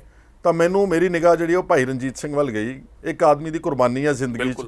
ਮੈਂ ਉਹਨਾਂ ਨੂੰ ਪਹੁੰਚ ਕੀਤੀ, ਉਹਨਾਂ ਨੇ ਇੱਕ ਸਵੀਕਾਰ ਕੀਤਾ ਕਿ ਹਾਂ ਆਪਾਂ ਨੂੰ ਇਸ ਤੇ ਮੀਟਿੰਗ ਤੁਰੰਤ ਸੱਦਣੀ ਚਾਹੀਦੀ ਆ ਜੀ। ਫਿਰ ਮੈਂ ਦੇਖਿਆ ਕਿ ਕੌਣ ਹੋਰ ਹੋ ਸਕਦੇ ਨੇ। ਭਾਈ ਹਰਜਿੰਦਰ ਸਿੰਘ ਮਾਝੀ ਸਿੱਖ ਪ੍ਰਚਾਰਕ ਨੇ, ਉਹਨਾਂ ਨੇ ਉਹ ਲਾਨਤ ਪੱਤਰ ਵੀ ਪੜ੍ਹਿਆ ਸੀ, ਦੁਬਾਰਾ ਫਿਰ ਪੜ੍ਹਿਆ ਉਹਨਾਂ ਨੇ, ਭਾਈ ਹਰਜੀਤ ਸਿੰਘ ਢਪਾਲੀ ਜੀ। ਅਸੀਂ ਉਹਨਾਂ ਨੂੰ ਵੀ ਬੁਲਾਇਆ ਸੀ, ਲੇਕਿਨ ਅਗਲੀ ਮੀਟਿੰਗ 'ਚ ਨਹੀਂ ਆਏ ਉਹ। ਗਿਆਨੀ ਕੇਵਲ ਸਿੰਘ, ਸਾਬਕ ਜਥੇਦਾਰ ਅਕਾਲ ਤਖਤ ਤਖਤ ਦਮਦਮਾ ਸਾਹਿਬ ਦੇ ਜੀ, ਠੀਕ ਹੈ। ਔਰ ਕੁਝ ਅਸੀਂ ਜਿਨ੍ਹਾਂ ਦੇ ਭਰਾ ਜਿਹੜੇ ਬਾਅਦ 'ਚ ਕੰਟਰੋਵਰਸੀ 'ਚ ਆ ਗਏ ਸੀ, ਗੁਰਮੁਖ ਸਿੰਘ। ਸਾਡਾ ਮਕਸਦ ਇਹ ਸੀਗਾ ਕਿ ਇਹ ਜਿਹੜੀ ਜੋ ਕੁਝ ਵੀ ਬੇਇਨਸਾਫੀ ਹੋਈ ਆ, ਇਹਦੇ ਖਿਲਾਫ ਕੁਝ ਤਾਂ ਮੁਹਾਜ਼ ਖੜਾ ਹੋਣਾ ਚਾਹੀਦਾ ਨਾ। ਔਰ ਮੁਹਾਜ਼ ਖੜਾ ਕਰਨ ਧਾਰਮਿਕ ਆਗੂ ਤੇ ਪਿੱਛੇ ਅਸੀਂ ਜਨਤਾ ਦੀ ਸਪੋਰਟ ਜਿੰਨੀ ਹੋ ਸਕੇ ਮੌਪ ਅਪ ਕਰੀਏ, ਕਿਉਂਕਿ ਦਿਸ ਸ਼ੁੱਡ ਨਾਟ ਗੋ ਅਨਨੋਟਿਸਡ। ਇਹਦੇ ਖਿਲਾਫ ਦੁਨੀਆ ਭਰ 'ਚ ਆਵਾਜ਼ ਉੱਠਣੀ ਚਾਹੀਦੀ ਆ, ਤੇ ਦੁਨੀਆ ਭਰ ਦੇ ਵਿੱਚ ਜਿਹੜੇ ਇਨਸਾਫ ਪਸੰਦ ਲੋਕ ਨੇ ਘੱਟੋ ਘੱਟ ਹੋਰ ਕੁਛ ਨਹੀਂ ਤਾਂ ਆਪਣਾ ਰੋਸ ਜ਼ਰੂਰ ਦਰਜ ਕਰਾਉਣ ਜੀ। ਖੈਰ ਸਾਹਿਬ, ਮੈਂ ਬਹੁਤ ਘੱਟ ਸਮਾਂ ਤੁਹਾਡਾ ਲਵਾਂਗਾ, ਬੜੇ ਸਿੱਧੇ ਸਵਾਲ ਹੋਣਗੇ ਤੇ ਸਿੱਧੇ ਜਵਾਬ ਚਾਹਾਂਗਾ। ਇਸ ਵਕਤ ਨਵਜੋਤ ਸਿੰਘ ਸਿੱਧੂ ਤੇ ਮੁੱਖ ਮੰਤਰੀ ਕੈਪਟਨ ਅਮਰਿੰਦਰ ਸਿੰਘ ਦੇ ਵਿਚਾਲੇ ਐਸਾ ਮੈਚ ਚੱਲ ਰਿਹਾ, ਉਹ ਨੋ ਬਾਲ ਪਾਉਂਦੇ ਨੇ, ਉਹ ਛੱਕਾ ਮਾਰ ਦਿੰਦੇ ਨੇ, ਇਧਰੋਂ ਇਹ ਬਾਉਂਸਰ ਪਾਉਂਦੇ ਨੇ, ਤਾਂ ਸਿੱਧੂ ਸਾਹਿਬ ਜਿਹੜੇ ਨੇ ਦੂਜੇ ਪਲੇਅਰ ਨੂੰ ਜਿਹੜਾ ਹੈਗਾ ਆਪਣੇ ਵਾਸਤੇ ਜਿਹੜਾ ਹੈਗਾ ਜਿਹੜਾ ਬੈਟਸਮੈਨ ਨਵਾਂ ਜੇ ਸਿੰਘ ਬੁਲਾ ਲੈਂਦੇ ਨੇ, ਜਾਂ ਇੱਥੋਂ ਹਾਕੀ ਵਾਲੇ ਪ੍ਰਗਟ ਸਿੰਘ ਨੂੰ ਪੇਸ਼ ਕਰ ਦਿੰਦੇ ਨੇ। ਇਹ ਸਾਰੇ ਜੋ ਇਹ ਰੋਲ ਘਚੌਲਾ ਚੱਲ ਰਿਹਾ, ਇਸ ਤੇ ਕੀ ਟਿੱਪਣੀ ਦੇਣਾ ਚਾਹੋਗੇ ਵਿਦਿਨ ਕਾਂਗਰਸ? ਦੇਖੋ, ਇੱਕ ਤਾਂ ਨੀਲ ਜੀ, ਮੈਂ ਨਾ not a part of that party. ਤੁਸੀਂ ਪਾਰਟ ਆਫ ਨਹੀਂ, ਪਰ ਇਲੈਕਸ਼ਨ ਈਅਰ ਹੈ, ਇਨਰ ਡਿਸਪਿਊਟ ਨਜ਼ਰ ਆ ਰਿਹਾ ਵਾ ਜੀ। ਇੱਕ ਗੱਲ ਜ਼ਰੂਰ ਆ ਕਿ ਕਾਂਗਰਸ ਦੇ ਵਿੱਚ ਇੱਕ ਖਲਬਲੀ ਜ਼ਰੂਰ ਆ ਕਿ ਜਿਹੜਾ ਇਹ ਕੁੱਲ ਮਿਲਾ ਕੇ ਗੁਰੂ ਗ੍ਰੰਥ ਸਾਹਿਬ ਦੀਆਂ ਬੇਅਦਬੀਆਂ, ਈਵਨ ਬਾਈਬਲ ਕਲਾਨ ਦਾ ਜਿਹੜਾ ਇਨਸਾਫ ਵਾਲੇ ਜਿਹੜਾ ਕਿ ਹਾਈ ਕੋਰਟ 'ਚ ਪੈਂਡਿੰਗ ਆ ਸ਼ਾਇਦ 17 ਮਈ ਲਈ ਜੀ, ਇਹਦੇ 'ਚ ਉਹਨਾਂ ਤੇ ਵੀ ਪ੍ਰੈਸ਼ਰ ਆ ਪਾਰਟੀ ਦੇ ਉੱਤੇ ਕਿ ਸਾਨੂੰ ਲੋਕਾਂ ਨੂੰ ਜੋ ਅਸੀਂ ਕਮਿਟਮੈਂਟ ਕੀਤੀ ਸੀ ਕਿ ਅਸੀਂ ਦੋਸ਼ੀਆਂ ਨੂੰ ਸਜ਼ਾ ਦਿਵਾਵਾਂਗੇ, ਇਹ ਸਜ਼ਾ ਮਿਲਣੀ ਚਾਹੀਦੀ ਹੈ। ਅਨਫੋਰਚੂਨੇਟਲੀ ਸਜ਼ਾ ਅੱਜ ਤੱਕ ਕਾਂਗਰਸ ਦੇ ਦੇਣ ਵਿੱਚ ਨਹੀਂ ਹੋਈ, ਇਸ ਕਰਕੇ ਉਹਦੇ ਵਿੱਚ ਅੰਦਰ ਬਗਾਵਤੀ ਸੁਰਾਂ ਨਜ਼ਰ ਆ ਰਹੀਆਂ ਨੇ। ਹੁਣ ਅਸੀਂ ਦੇਖਦੇ ਹਾਂ ਕਿ ਪੰਜਾਬ ਸਰਕਾਰ ਕਿੰਨੀ ਕੁ ਇਫੈਕਟਿਵਲੀ ਜਿਹੜਾ SIT, ਅਗਰ ਤਾਂ ਉਹ SIT ਜਿਹੜੀ ਕਨਸਟੀਟਿਊਟ ਕਰਕੇ ਉਹਨੂੰ 30 ਦਿਨਾਂ ਦਾ ਟਾਈਮ ਦੇਣ ਸਿਰਫ ਜੀ, ਕਿਉਂਕਿ ਤੱਥ ਸਾਰੇ ਇਕੱਠੇ ਹੋਏ ਨੇ, ਔਰ 30 ਦਿਨਾਂ ਦਾ ਟਾਈਮ ਦੇ ਕੇ ਉਹੀ ਤੱਥ ਮੁੜ ਕੇ ਚਲਾਨ ਪੇਸ਼ ਹੋ ਜਾਣ। ਉਹ 10ਵਾਂ ਚਲਾਨ ਜਿਹਦੇ 'ਚ ਤਾਕਤਵਰ ਪੁਲਿਸ ਵਾਲਿਆਂ ਦਾ ਨਾਮ ਸੀਗਾ, ਉਹ ਵੀ ਚਲਾਨ ਨਾਲ ਵਿੱਚ ਪੇਸ਼ ਕਰ ਦੇਣ, ਫਿਰ ਤਾਂ ਲੋਕਾਂ ਦਾ ਗੁੱਸਾ ਹੋ ਜਾਵੇਗਾ ਠੰਡਾ। ਲੇਕਿਨ ਜੇ ਅਗਰ ਕਾਂਗਰਸ ਨੇ ਇਸੇ ਤਰ੍ਹਾਂ ਇਹਨੂੰ ਠੰਡੇ ਬਸਤੇ 'ਚ ਪਾਇਆ, ਦੈਨ ਆਈ ਥਿੰਕ ਕਿ ਉਹ ਨਾ ਸਿਰਫ ਪਾਰਟੀ ਦੇ ਅੰਦਰ ਆਪਣੇ ਵਿਰੋਧੀਆਂ ਨੂੰ ਮੌਕਾ ਦੇਣਗੇ, ਬਲਕਿ ਪੰਜਾਬ ਦੇ ਵਿੱਚ ਬਾਹਰ ਵੀ ਕਾਫੀ ਗਰਮ ਸੁਰਾਂ ਉੱਠਣਗੀਆਂ। ਜੋ ਪੰਜਾਬ ਦੇ ਕੈਬਨਿਟ ਮੰਤਰੀ, ਜੋ ਚੋਟੀ ਦੇ ਕੈਬਨਿਟ ਮੰਤਰੀ ਬਿਹੇਵ ਕਰ ਰਹੇ ਨੇ ਇਸ ਵੇਲੇ, ਜਾਂ ਪੰਜਾਬ ਕਾਂਗਰਸ ਦੇ ਪ੍ਰਧਾਨ ਸੁਨੀਲ ਜਾਖੜ ਬਿਹੇਵ ਕਰ ਰਹੇ ਨੇ, ਉਸ ਤੇ ਤੁਸੀਂ ਕੀ ਪੋਲੀਟੀਕਲ ਟਿੱਪਣੀ ਦੇਣਾ ਚਾਹੋਗੇ? ਕਿਉਂਕਿ ਇਹ ਇਸ ਲਈ ਜ਼ਰੂਰੀ ਹੈ ਕਿਸੇ ਤੋਂ ਵੀ ਸਵਾਲ ਪੁੱਛਣਾ, ਕਿਸੇ ਵੀ ਗੈਰਤਮੰਦ ਪੰਜਾਬੀ ਤੋਂ, ਕਿਸੇ ਵੀ ਗੈਰਤਮੰਦ ਪੰਜਾਬੀ ਨੇਤਾ ਤੋਂ, ਕਿ ਐਜ ਪਰ ਦਾ ਸੋਰਸਿਸ AG ਪੰਜਾਬ ਨੇ ਉਲਟਾ ਮੀਟਿੰਗ ਦੇ ਵਿੱਚ ਇਹ ਕਹਿ ਦਿੱਤਾ ਕਿ ਤੁਸੀਂ ਕਿਹਾ ਸੀ ਕਿ ਇਹਨੂੰ ਪੋਲੀਟੀਕਲ ਡਰਾਮਾ ਬਣਾਓ ਜਾਂਚ ਨੂੰ, ਮੰਤਰੀਆਂ ਵੱਲ ਹੱਥ ਕਰਕੇ। ਸੁਖਜਿੰਦਰ ਸਿੰਘ ਰੰਧਾਵਾ ਦੀ ਗੱਲ ਹੋ ਰਹੀ ਹੈ ਕਿ ਅਸੀਂ ਬਾਦਲਾਂ ਦੇ ਖਿਲਾਫ ਜਾਂਚ ਲੈ ਕੇ ਜਾਣਾ ਚਾਹੁੰਦੇ ਆ, ਨਾ ਕਿ ਸਿੱਧੀ ਜਾਂਚ ਕਰਾਉਣਾ ਚਾਹੁੰਦੇ ਆ। ਐਕਚੁਅਲੀ ਇਹ ਅੰਦਰ ਹੁਣ ਉੱਥੇ ਕੀ ਹੋਇਆ, ਦੈਟ ਇਜ਼ ਆਫ ਕੋਰਸ ਉਹਨਾਂ ਦੀ ਸੀਕ੍ਰੇਟ ਟਾਈਪ ਮੀਟਿੰਗ ਸੀਗੀਆਂ। ਪਰ ਇੱਕ ਗੱਲ ਹੈ ਕਿ ਜਿਹੜੇ ਵੀ ਲੋਕ ਇਸ ਦੇ ਖਿਲਾਫ ਬੋਲ ਰਹੇ ਨੇ, ਚਾਹੇ ਇਸਤੀਫਾ ਦੇ ਰਹੇ ਨੇ ਜਾਂ ਇਸਤੀਫੇ ਦੀ ਪੇਸ਼ਕਸ਼, ਇਹ ਸਾਰਾ ਪਿੱਛੇ ਪਬਲਿਕ ਦਾ ਪ੍ਰੈਸ਼ਰ ਹੈ। ਜਦੋਂ ਅਸੀਂ ਪਿੰਡਾਂ ਵਿੱਚ ਜਾਂਦੇ ਹਾਂ ਜਾਂ ਪੋਲੀਟੀਕਲ ਆਦਮੀ ਕੋਈ ਚੁਣਿਆ ਹੋਇਆ ਜਾਂ ਕੋਈ ਪਾਰਟੀ ਦਾ ਪ੍ਰੈਜ਼ੀਡੈਂਟ, ਤੇ ਉਹ ਜਵਾਬ ਦੇ ਤਾਂ ਹੈਗਾ ਨਾ ਲੋਕਾਂ ਨੂੰ। ਔਰ ਇਹ ਬਹੁਤ ਵੱਡਾ ਮੁੱਦਾ ਵਾ। ਇਹ ਜਿਹੜਾ ਇਸ਼ੂ ਆ, ਇਹ 100% ਇਲੈਕਸ਼ਨ 2022 ਦੇ ਵਿੱਚ ਸੈਂਟਰ ਸਟੇਜ ਤੇ ਹੋਵੇਗਾ। ਜਿੱਦਾਂ ਪਿਛਲੀ ਵਾਰ ਨਸ਼ਿਆਂ ਦਾ ਮੁੱਦਾ ਉੱਠਿਆ ਸੀ ਪੰਜਾਬ ਦੇ ਵਿੱਚ, ਕਿਉਂਕਿ ਅਗਰ ਪੰਜਾਬ ਦੇ ਲੋਕਾਂ ਨੂੰ ਜਾਂ ਜਿਹੜੇ ਗੁਰੂ ਨਾਨਕ ਨਾਮ ਲੇਵਾ ਨੇ, ਅਗਰ ਗੁਰੂ ਗ੍ਰੰਥ ਸਾਹਿਬ ਦੇ ਇਸ਼ੂ ਤੇ ਇਨਸਾਫ ਨਹੀਂ ਮਿਲੇਗਾ, ਤੇ ਫਿਰ ਜਿਹੜੇ ਆਪਾਂ DC ਦਫ਼ਤਰਾਂ ਦੇ ਵਿੱਚ, SSP ਦੇ ਦਫ਼ਤਰਾਂ 'ਚ, SDM ਦੇ ਕੋਲ ਧੱਕੇ ਖਾਂਦੇ ਫਿਰਦੇ ਆ, ਉਹ ਇਨਸਾਫ ਦੀ ਉਮੀਦ ਕਿੱਦਾਂ ਰੱਖ ਸਕਦੇ ਨੇ ਜੀ? ਇਹਦੇ ਪਿੱਛੇ ਦਾ ਐਡਾ ਵੱਡਾ ਪਬਲਿਕ ਪ੍ਰੈਸ਼ਰ ਹੈ, ਇਹਦੇ ਪਿੱਛੇ ਇੱਕ ਬਹੁਤ ਜ਼ਬਰਦਸਤ ਵਿਚਾਰਧਾਰਾ ਵਾ। ਜੇ ਉਹਨੂੰ ਇਨਸਾਫ ਨਹੀਂ ਦੇ ਸਕ ਰਹੇ, ਤੇ ਫਿਰ ਆਮ ਆਦਮੀ ਨੂੰ ਇਨਸਾਫ ਦੀ ਕੀ ਉਮੀਦ ਰਹਿ ਜਾਵੇਗੀ? ਇਸ ਕਰਕੇ this is lot of pressure on all political parties। ਜੀ ਖੈਰਾ ਸਾਹਿਬ, ਪੰਜਾਬ ਦੇ ਲੋਕ, ਬਹੁਤ ਸਾਰੇ ਲੋਕ ਤੁਹਾਡੇ ਧੜੇ ਵੱਲ ਦੁਬਾਰਾ ਦੇਖ ਰਹੇ ਨੇ। ਮੈਂ ਧੜਾ ਇਸ ਕਰਕੇ ਕਿਹਾ ਕਿ ਪਿਛਲੀਆਂ ਚੋਣਾਂ ਤੋਂ ਇਹਨਾਂ ਦਿਨਾਂ ਦੇ ਵਿੱਚ ਸਾਡੀਆਂ ਗੱਲਾਂ ਹੁੰਦੀਆਂ ਸੀ, ਤੁਹਾਡੀ ਮਿਸਟਰ ਕੇਜਰੀਵਾਲ ਨਾਲ ਮੀਟਿੰਗਾਂ ਹੁੰਦੀਆਂ ਰਹੀਆਂ ਨੇ, ਜਾਂ ਹੋਰ ਤੁਸੀਂ ਇਹਨਾਂ ਨੂੰ ਨਵਜੋਤ ਸਿੰਘ ਸਿੱਧੂ, ਸਿਮਰਨਜੀਤ ਸਿੰਘ ਬੈਂਸ, ਇਹਨਾਂ ਨੂੰ ਲੈ ਕੇ ਇਹ ਜਾਂਦੇ ਰਹੇ ਨੇ 3-4 ਬੰਦੇ ਮਿਲਣ। ਉਹੀ ਮਾਹੌਲ ਦੁਬਾਰਾ ਬਣਿਆ ਹੋਇਆ। ਇਸ ਵਕਤ ਸੁਖਦੇਵ ਸਿੰਘ ਢੀਂਡਸਾ ਕਹਿ ਰਹੇ ਨੇ ਕਿ ਨਵਜੋਤ ਸਿੰਘ ਸਿੱਧੂ ਨੂੰ ਬੜੀ ਛੇਤੀ ਫੈਸਲਾ ਲੈ ਲੈਣਾ ਚਾਹੀਦਾ ਹੈ। ਜੇ ਸਿੰਘ ਕਹਿ ਰਹੇ ਨੇ ਕਿ ਮੈਂ ਤੁਹਾਡੇ ਵੀ ਸ਼ਾਇਦ ਨਾਂ ਲਿਆ ਜਾਂ ਹੋਰ ਨਾਮ ਲਏ ਨੇ ਕਿ ਉਹਨਾਂ ਦੇ ਸੰਪਰਕ ਵਿੱਚ ਆ। ਤੁਸੀਂ ਲੋਕ ਕਦੋਂ ਫੈਸਲਾ ਲਓਗੇ? ਕੀ ਕੋਈ ਲੱਗ ਰਿਹਾ ਕਿ ਕੋਈ ਪਲੇਟਫਾਰਮ ਬਣ ਰਿਹਾ? ਕਿਉਂਕਿ ਟਾਈਮ ਬੜਾ ਘੱਟ ਰਹਿ ਗਿਆ। ਦੇਖੋ, ਮੈਂ ਤਾਂ ਆਪਣੇ ਵੱਲੋਂ ਪਿਛਲੇ ਲੋਕ ਸਭਾ 2019 ਤੋਂ ਪਹਿਲਾਂ ਔਰ ਲੋਕ ਸਭਾ ਤੋਂ ਬਾਅਦ ਮੈਂ ਬਹੁਤ ਯਤਨ ਕੀਤਾ। ਜਿੰਨੇ ਤੁਸੀਂ ਨਾਮ ਲੈ ਰਹੇ ਹੋ ਲਗਭਗ ਸਭ ਨੂੰ ਕੰਟੈਕਟ ਕਰਕੇ ਮੀਟਿੰਗਾਂ ਵੀ ਹੋਈਆਂ। ਅਨਫੋਰਚੂਨੇਟਲੀ ਕੋਈ ਵੀ ਇੱਕ ਕਿਸੇ ਸਿੰਗਲ ਪਲੇਟਫਾਰਮ ਤੇ ਨਹੀਂ ਆ ਸਕੇ। ਹੁਣ ਅੱਜ ਦੀ ਡੇਟ ਵਿੱਚ ਕੀ ਹੋ ਰਿਹਾ ਕਿ ਜਦ ਤੱਕ ਨਵਜੋਤ ਸਿੰਘ ਸਿੱਧੂ ਆਪਣਾ ਪੱਖ ਹੀ ਨਹੀਂ ਕਲੀਅਰ ਕਰਦੇ, ਉਹ ਟਵੀਟ ਤਾਂ ਕਰ ਦਿੰਦੇ ਨੇ, ਬਿਆਨ ਵੀ ਦੇ ਦਿੰਦੇ ਨੇ, ਜੀ ਇੱਕ ਆਪਣੀ ਸੋਸ਼ਲ ਮੀਡੀਆ ਤੇ ਕੋਈ ਨਾ ਕੋਈ ਆਪਣੇ ਵਿਚਾਰ ਵੀ ਦੱਸ ਦਿੰਦੇ ਨੇ, ਪਰ ਜਦ ਤੱਕ ਉਹ ਬਾਹਰ ਕਿਸੇ ਤੱਕ ਪਹੁੰਚ ਨਹੀਂ ਕਰਦੇ, ਉਹਨਾਂ ਨਾਲ ਬੈਠ ਕੇ ਕੋਈ ਇਸ਼ੂਜ਼ ਡਿਸਕਸ ਨਹੀਂ ਕਰਦੇ, ਇਹ ਉਦੋਂ ਤੱਕ ਆਪਾਂ ਕੀ ਕਹਿ ਸਕਦੇ ਹਾਂ। ਔਰ ਜੋ ਅੱਜ ਪੋਜੀਸ਼ਨ ਬਣੀ ਹੋਈ ਆ, ਕਿਉਂਕਿ ਨਵਜੋਤ ਸਿੱਧੂ ਬਾਰੇ ਕਈ ਕਿਆਫੇ, ਜਿੱਦਾਂ ਕੈਪਟਨ ਅਮਰਿੰਦਰ ਸਿੰਘ ਨੇ ਕਹਿਤਾ ਕਿ ਉਹ ਆਮ ਆਦਮੀ ਪਾਰਟੀ ਦੇ ਕੇਜਰੀਵਾਲ ਨਾਲ ਮੀਟਿੰਗਾਂ ਕੀਤੀਆਂ, ਬਿਲਕੁਲ, ਜਾਂ ਹੁਣ ਤੁਸੀਂ ਕਹਿੰਦੇ ਕਿ ਢੀਂਡਸਾ ਸਾਹਿਬ ਹੁਣੀ ਨੇ ਉਹ ਪਿਛਲੇ ਕੁਝ ਦਿਨਾਂ 'ਚ ਉਹਨਾਂ ਦੀ ਗੱਲ ਆਮ ਆਦਮੀ ਪਾਰਟੀ ਨਾਲ, ਇਸ ਕਰਕੇ ਅੱਜ ਦੀ ਡੇਟ ਵਿੱਚ ਕੁਝ ਵੀ ਕਹਿਣਾ ਬਹੁਤ ਮੁਸ਼ਕਿਲ। ਜਿੱਥੋਂ ਤੱਕ ਅਸੀਂ ਤੁਲਕ ਰੱਖਦੇ ਹਾਂ, ਮੈਂ ਤੁਹਾਨੂੰ ਇਹ ਕਹਿਣਾ ਚਾਹੁੰਦਾ ਕਿ ਮੈਂ ਜਦੋਂ ਮੈਨੂੰ ਲੀਡਰ ਆਫ ਆਪੋਜੀਸ਼ਨ ਬਣਾਇਆ ਸੀ, ਮੈਂ ਆਪਣੀ ਪੂਰੀ ਇਮਾਨਦਾਰੀ ਨਾਲ ਕੰਮ ਕੀਤਾ ਜੀ। ਇਹ ਤਾਂ ਸਾਰੇ ਮਾਫੀਆ ਮੰਗ ਕੇ ਨਿਕਲ ਗਏ ਬਾਹਰ ਜੀ, ਕਿਸੇ ਨੇ ਬਿਕਰਮ ਮਜੀਠੀਆ ਤੋਂ ਮੰਗ ਲਈ, ਕਿਸੇ ਨੇ ਕੁਛ ਮੰਗ ਲਈ। ਮੈਂ ਅੱਜ ਵੀ ਉਹ ਜਿਹੜਾ NDPS ਦਾ ਕੇਸ ਮੇਰੇ ਤੇ ਬਣਿਆ ਸੀ, ਕਿਉਂ ਬਣਿਆ ਸੀਗਾ? ਕਿਉਂਕਿ ਮੈਂ ਰਾਣੇ ਗੁਰਜੀਤ ਨੂੰ, ਕਾਂਗਰਸ ਦੇ ਮਿਨਿਸਟਰ ਨੂੰ, ਕਾਂਗਰਸ ਦੀ ਕੈਬਨਿਟ ਚੋਂ ਮਾਈਨਿੰਗ ਸਕੈਂਡਲ 'ਚ ਕਢਾਇਆ ਸੀਗਾ ਜੀ। ਮੈਂ ਉਹ ਕੇਸ ਅੱਜ ਵੀ ਭੁਗਤ ਰਿਹਾ ਸੁਪਰੀਮ ਕੋਰਟ 'ਚ ਜੀ। ਔਰ ਜਿਹੜਾ ਹੁਣ ED ਨੇ ਰੇਡ ਕੀਤਾ ਮੇਰੇ ਤੇ ਜੀ, ਮੈਂ ਕੇਜਰੀਵਾਲ ਨੂੰ ਦੱਸਣਾ ਚਾਹੁੰਦਾ, ਉਹ ਜਿਹੜਾ ED ਨੇ ਰੇਡ ਕੀਤਾ ਨਾ ਮੇਰੇ ਤੇ, ਉਹਦਾ ਆਧਾਰ ਉਹੀ NDPS ਦੀ ਫਾਜ਼ਿਲਕਾ ਦੀ FIR ਆ। ED doesn't register it's own case ਜੀ। ED ਨੇ ਉਹੀ ਆਧਾਰ ਬਣਾ ਕੇ ਮੇਰੇ ਖਿਲਾਫ 3 ਜਗ੍ਹਾ ਦੇ ਉੱਤੇ ਵੱਡੇ ਛਾਪੇ ਮਾਰੇ, ਔਰ ਇਹ ਇਨਵੈਸਟੀਗੇਸ਼ਨ ਜਿਹੜੀ ਆ ਪਤਾ ਨਹੀਂ ਕਿੰਨੀ ਦੇਰ ਚੱਲੇਗੀ ਜੀ। ਇਸ ਕਰਕੇ ਜਿਹੜੀ ਪਾਰਟੀ ਦਾ ਤੁਸੀਂ ਨਾਮ ਲੈ ਰਹੇ, I have nothing to do with it. ਮੈਂ ਆਉਣ ਵਾਲੇ ਦਿਨਾਂ 'ਚ ਕੁਝ ਚੰਗੇ ਆਦਮੀਆਂ ਨਾਲ ਮਸ਼ਵਰਾ ਕਰਕੇ, ਅਗਰ ਤਾਂ ਕੋਈ ਇਹ ਪੰਜਾਬ ਸੈਂਟਰਿਕ ਪਲੇਟਫਾਰਮ ਬਣਿਆ ਜਿਹਦੇ 'ਚ ਕੋਈ ਜਿਨ੍ਹਾਂ ਦੇ ਨਾਮ ਲਏ ਨਹੀਂ ਹੋ ਸਕਦੇ, ਕਿਉਂਕਿ ਜਿੱਦਾਂ ਦਾ ਰਵੱਈਆ ਦੂਸਰੀਆਂ ਪਾਰਟੀਆਂ ਦੇ ਕੇਜਰੀਵਾਲ ਦਾ ਘੱਟ ਨਹੀਂਗਾ, ਮਾਫ ਕਰਨਾ। ਜਦੋਂ ਜੰਮੂ ਕਸ਼ਮੀਰ ਦੇ 2 ਟੋਟੇ ਕੀਤੇ ਗਏ, ਆਰਟੀਕਲ 370 ਐਬਰੋਗੇਟ ਕੀਤਾ ਗਿਆ, ਇਹਨੇ ਟਵੀਟ ਕੀਤਾ ਵਾ ਜੀ। ਕੇਜਰੀਵਾਲ ਦਾ ਟਵੀਟ ਆ ਕਿ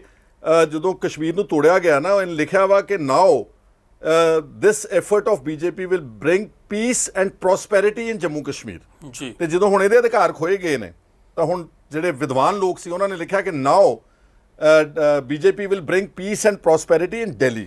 ਇਸ ਕਰਕੇ ਜਿਹੜੇ ਇਹ ਲੋਕਾਂ ਦੇ, ਮੈਂ ਕੰਪਲੀਟ ਕਰ ਲੈਂਦਾ, ਜਿਹੜਾ ਤੁਸੀਂ ਜ਼ਿਕਰ ਕਰਦੇ ਹੋ ਨਾ ਕਿ ਅਲਟਰਨੇਟਿਵ ਪੋਲਿਟਿਕਸ, ਇਹ ਅਲਟਰਨੇਟਿਵ ਵਾਲੇ ਨਹੀਂ ਗਏ, ਇਹ ਤਾਂ BJP ਦੀ ਬੇਸਿਕਲੀ ਉਹਦੀ ਆਈਡੀਓਲੋਜੀ ਦੇ ਉੱਤੇ ਕੰਮ ਕਰ ਰਹੇ ਨੇ। ਔਰ ਕਦੀ ਵੀ ਪੰਜਾਬ ਨੂੰ ਲੰਬੇ ਸਮੇਂ ਦੇ ਵਿੱਚ ਕੋਈ ਫਾਇਦਾ ਨਹੀਂ ਹੋਇਆ, ਜਾਂ ਤਾਂ ਪੰਜਾਬ ਦੀ ਕੋਈ ਇੱਕ ਰੀਜਨਲ ਫੋਰਸ ਨਵੀਂ ਪੈਦਾ ਹੋਵੇ ਜੀ, ਚਾਹੇ ਉਹਨੂੰ ਤੁਸੀਂ ਚੌਥੀ ਧਿਰ ਨਾਮ ਦੇ ਦਿਓ, ਉਹਦੇ ਵਿੱਚ ਤਾਂ ਅਸੀਂ ਸ਼ਾਮਲ ਹੋ ਸਕਦੇ ਹਾਂ। We have nothing to do with these people. ਅਗਰ ਕੋਈ ਇਹ ਕੁਛ ਨਾ ਹੋਇਆ, then about next option we will think। ਕਿ ਤੁਸੀਂ ਮਿਸਟਰ ਕੇਜਰੀਵਾਲ ਦੀ 7-8 ਸਾਲ ਦੀ ਪੋਲੀਟੀਕਲ ਜਰਨੀ ਨੂੰ ਕਿਸ ਤਰ੍ਹਾਂ ਦੇਖਦੇ ਹੋ? ਤੁਸੀਂ ਉਹਨਾਂ ਤੋਂ ਸੀਜ਼ਨਡ ਪੋਲੀਟੀਸ਼ੀਅਨ ਹੋ, ਕਿ ਕੀ ਉਹਨਾਂ ਦਾ ਝੁਕਾਅ ਜਿਹੜਾ ਹੈਗਾ ਦੁਬਾਰਾ ਜੋ ਹਿੰਦੂਤਵ ਦੀ ਪੋਲਿਟਿਕਸ ਹੋ ਰਹੀ ਹੈ, ਇੱਕ ਪੋਲਰਾਈਜੇਸ਼ਨ ਹੋ ਰਹੀ ਹੈ, ਪੋਲੀਟੀਕਲ ਪੋਲਰਾਈਜੇਸ਼ਨ ਹੋ ਰਹੀ ਹੈ, ਰਿਲੀਜੀਅਸ ਪੋਲਰਾਈਜੇਸ਼ਨ ਹੋ ਰਹੀ ਹੈ ਪੋਲੀਟੀਕਲ ਸਿਨੈਰੀਓ ਦੇ ਵਿੱਚ ਇੰਡੀਆ ਦੇ ਵਿੱਚ, ਕਿ ਉਹ ਉਸ ਦੇ ਵਿੱਚ ਹੀ ਮਰਜ ਹੁੰਦੇ ਜਾ ਰਹੇ ਨੇ ਹੌਲੀ ਹੌਲੀ? ਨਹੀਂ, ਤੁਸੀਂ ਉਹਨਾਂ ਦੀ ਪਿਛਲੇ ਕੁਝ ਸਮੇਂ ਦੀ ਕਾਰਜਸ਼ੈਲੀ ਦੇਖ ਲਓ, ਤੁਹਾਨੂੰ ਆਪਣੇ ਆਪ ਜਵਾਬ ਮਿਲ ਜਾਏਗਾ। ਮੇਰੇ ਕਹਿਣ ਨਾਲ ਕੀ ਫਰਕ ਪੈਣਾ ਜੀ। ਜੋ ਕੁਝ ਪਿਛਲੇ ਮੈਂ ਜੰਮੂ ਕਸ਼ਮੀਰ ਕੋਰਟ ਕੀਤਾ, ਉਸ ਤੇ ਉਹਨਾਂ ਦਾ ਸਟੈਂਡ ਦੇਖ ਲਓ। ਉਸ ਤੋਂ ਬਾਅਦ CAA ਦਾ ਬਿੱਲ ਆਇਆ, ਉਹਦਾ ਤੇ ਉਹਨਾਂ ਦਾ ਜਿਹੜਾ ਸਟੈਂਡ ਦੇਖ ਲਓ। ਜੋ ਸ਼ਾਹੀਨ ਬਾਗ ਦਾ ਮੋਰਚਾ ਲੱਗਿਆ, ਸ਼ਾਹੀਨ ਬਾਗ ਦੇ ਮੋਰਚੇ ਤੋਂ ਬਾਅਦ ਇੱਕ ਫਿਰਕੇ ਨੂੰ ਟਾਰਗੇਟ ਕਰਕੇ ਬੁਰੀ ਤਰ੍ਹਾਂ ਕਤਲੋਗਾਰਤ ਕੀਤੀ ਗਈ, ਤੇ ਦਿੱਲੀ ਦਾ ਚੀਫ ਮਿਨਿਸਟਰ ਮੂਕ ਦਰਸ਼ਕ ਬਣ ਕੇ ਬੈਠਾ। ਮੰਨ ਲਿਆ ਪੁਲਿਸ ਨਹੀਂ ਗਈ, ਘੱਟੋ ਘੱਟ ਉਹਨਾਂ ਨੂੰ ਜਾ ਕੇ ਹਾਂ ਦਾ ਨਾਰਾ ਮਾਰਦੇ, ਉਹਨਾਂ ਦੇ ਘਰਾਂ ਤੱਕ ਪਹੁੰਚਦੇ, ਉਹਨਾਂ ਨੂੰ ਹਸਪਤਾਲਾਂ ਤੱਕ ਮਿਲਦੇ, ਉਹਨਾਂ ਦੀ ਕੋਈ ਮਦਦ ਕਰਦੇ, ਕੋਈ ਬਿਆਨ ਹੀ ਦੇ ਦਿੰਦੇ ਜੀ। ਔਰ ਦੇਅਰਫੋਰ ਮੈਂ ਸਮਝਦਾ ਵਾਂ, ਔਰ ਯੂਆਪਾ ਦਾ ਕਾਨੂੰਨ ਦੇਖੋ, ਸਾਰੀ ਦੁਨੀਆ ਦੇ ਚੰਗੇ ਆਦਮੀਆਂ ਨੇ ਜਿਹੜੇ ਟਾਡਾ, ਪੋਟਾ ਤੇ ਯੂਆਪਾ, ਇਹਨਾਂ ਕਾਲੇ ਕਾਨੂੰਨਾਂ ਦਾ ਡਟ ਕੇ ਵਿਰੋਧ ਕੀਤਾ। ਬਿਲਕੁਲ, ਹੀ ਹੈਜ਼ ਸਪੋਰਟਡ them। ਕਿਸੇ ਇੱਕ ਬੰਦੇ ਵਾਸਤੇ ਕੋਈ ਇਹਨਾਂ ਨੇ ਹਾਂ ਦਾ ਨਾਰਾ ਮਾਰਿਆ ਹੋਵੇ ਕਿ ਹਾਂ ਵੀ ਆ ਕਾਲਾ ਕਾਨੂੰਨ, ਇਹਦੇ 'ਚ ਗਲਤ ਬੰਦਿਆਂ ਨੂੰ, ਦੇਅਰਫੋਰ ਇਹ ਮੈਜੋਰਿਟੇਰੀਅਨ ਪੋਲਿਟਿਕਸ ਕਰਨ ਵਿੱਚ ਆ ਜੀ। ਔਰ ਬਿਲਕੁਲ ਕਿਤੇ ਨਾ ਕਿਤੇ ਉਹੀ ਧਰਮ ਤੇ ਉਹੀ ਹਿੰਦੂਤਵਾ ਤੇ ਉਹੀ ਬੇਸਿਕ ਆਈਡੀਓਲੋਜੀ, ਕਿਉਂਕਿ ਮੈਨੂੰ ਯਾਦ ਆ ਚੰਗੀ ਤਰ੍ਹਾਂ, ਮੈਂ ਜਦੋਂ ਲੀਡਰ ਆਫ ਆਪੋਜੀਸ਼ਨ ਸੀਗਾ ਤਾਂ ਮੈਨੂੰ ਇੱਕ ਵਾਰ ਦਿੱਲੀ ਖਾਸ ਬੁਲਾਇਆ ਗਿਆ ਜਦੋਂ 2020 ਦਾ ਇਸ਼ੂ ਉੱਠਿਆ ਸੀ। ਯੈਸ, ਯਾਦ ਆ ਤੁਹਾਨੂੰ, ਜਦੋਂ 6 ਫॉर ਜਸਟਿਸ ਵਾਲਾ? ਮੈਂ ਲੀਡਰ ਆਫ ਆਪੋਜੀਸ਼ਨ ਸੀਗਾ ਤੇ ਮੈਨੂੰ ਪੱਤਰਕਾਰਾਂ ਨੇ ਕਈ ਸਵਾਲ ਪੁੱਛੇ। ਮੈਂ ਕਿਹਾ ਮੈਂ 2020 ਦੀ ਕੋਈ ਸਪੋਰਟ ਨਹੀਂ ਕਰਨ ਆਇਆ ਰੈਫਰੈਂਡਮ ਦੀ, ਪਰ ਮੈਂ ਪੁੱਛਣਾ ਚਾਹੁੰਦਾ ਕੇਂਦਰ ਦੀ ਸਰਕਾਰ ਨੂੰ ਕਿ 2020 ਮੰਗਣ ਦੀ ਜਾਂ ਆਜ਼ਾਦੀ ਮੰਗਣ ਦੀ ਇਹ ਨੌਬਤ ਕਿਉਂ ਆ ਰਹੀ ਆ? ਤੇ ਮੈਂ ਪਿਛਲਾ ਸਾਰਾ ਵਿਤਕਰਾ ਗਣਾਇਆ ਪੰਜਾਬ ਦਾ, ਆਜ਼ਾਦੀ ਤੋਂ ਬਾਅਦ ਪਾਣੀਆਂ ਦਾ ਧੱਕਾ, ਸੂਬੇ ਦਾ ਧੱਕਾ, ਦਰਬਾਰ ਸਾਹਿਬ ਤੇ ਹਮਲਾ, 84 ਦੇ ਸਿੱਖ ਕਤਲੇਆਮ, ਰਾਜਧਾਨੀ। ਮੈਂ ਕਿਹਾ ਇਸ ਤੋਂ ਚੰਡੀਗੜ੍ਹ ਦੀ ਮਸਲਾ, ਇਸ ਕਰਕੇ ਇਹ ਮਸਲਾ ਉੱਠਿਆ ਵਾ।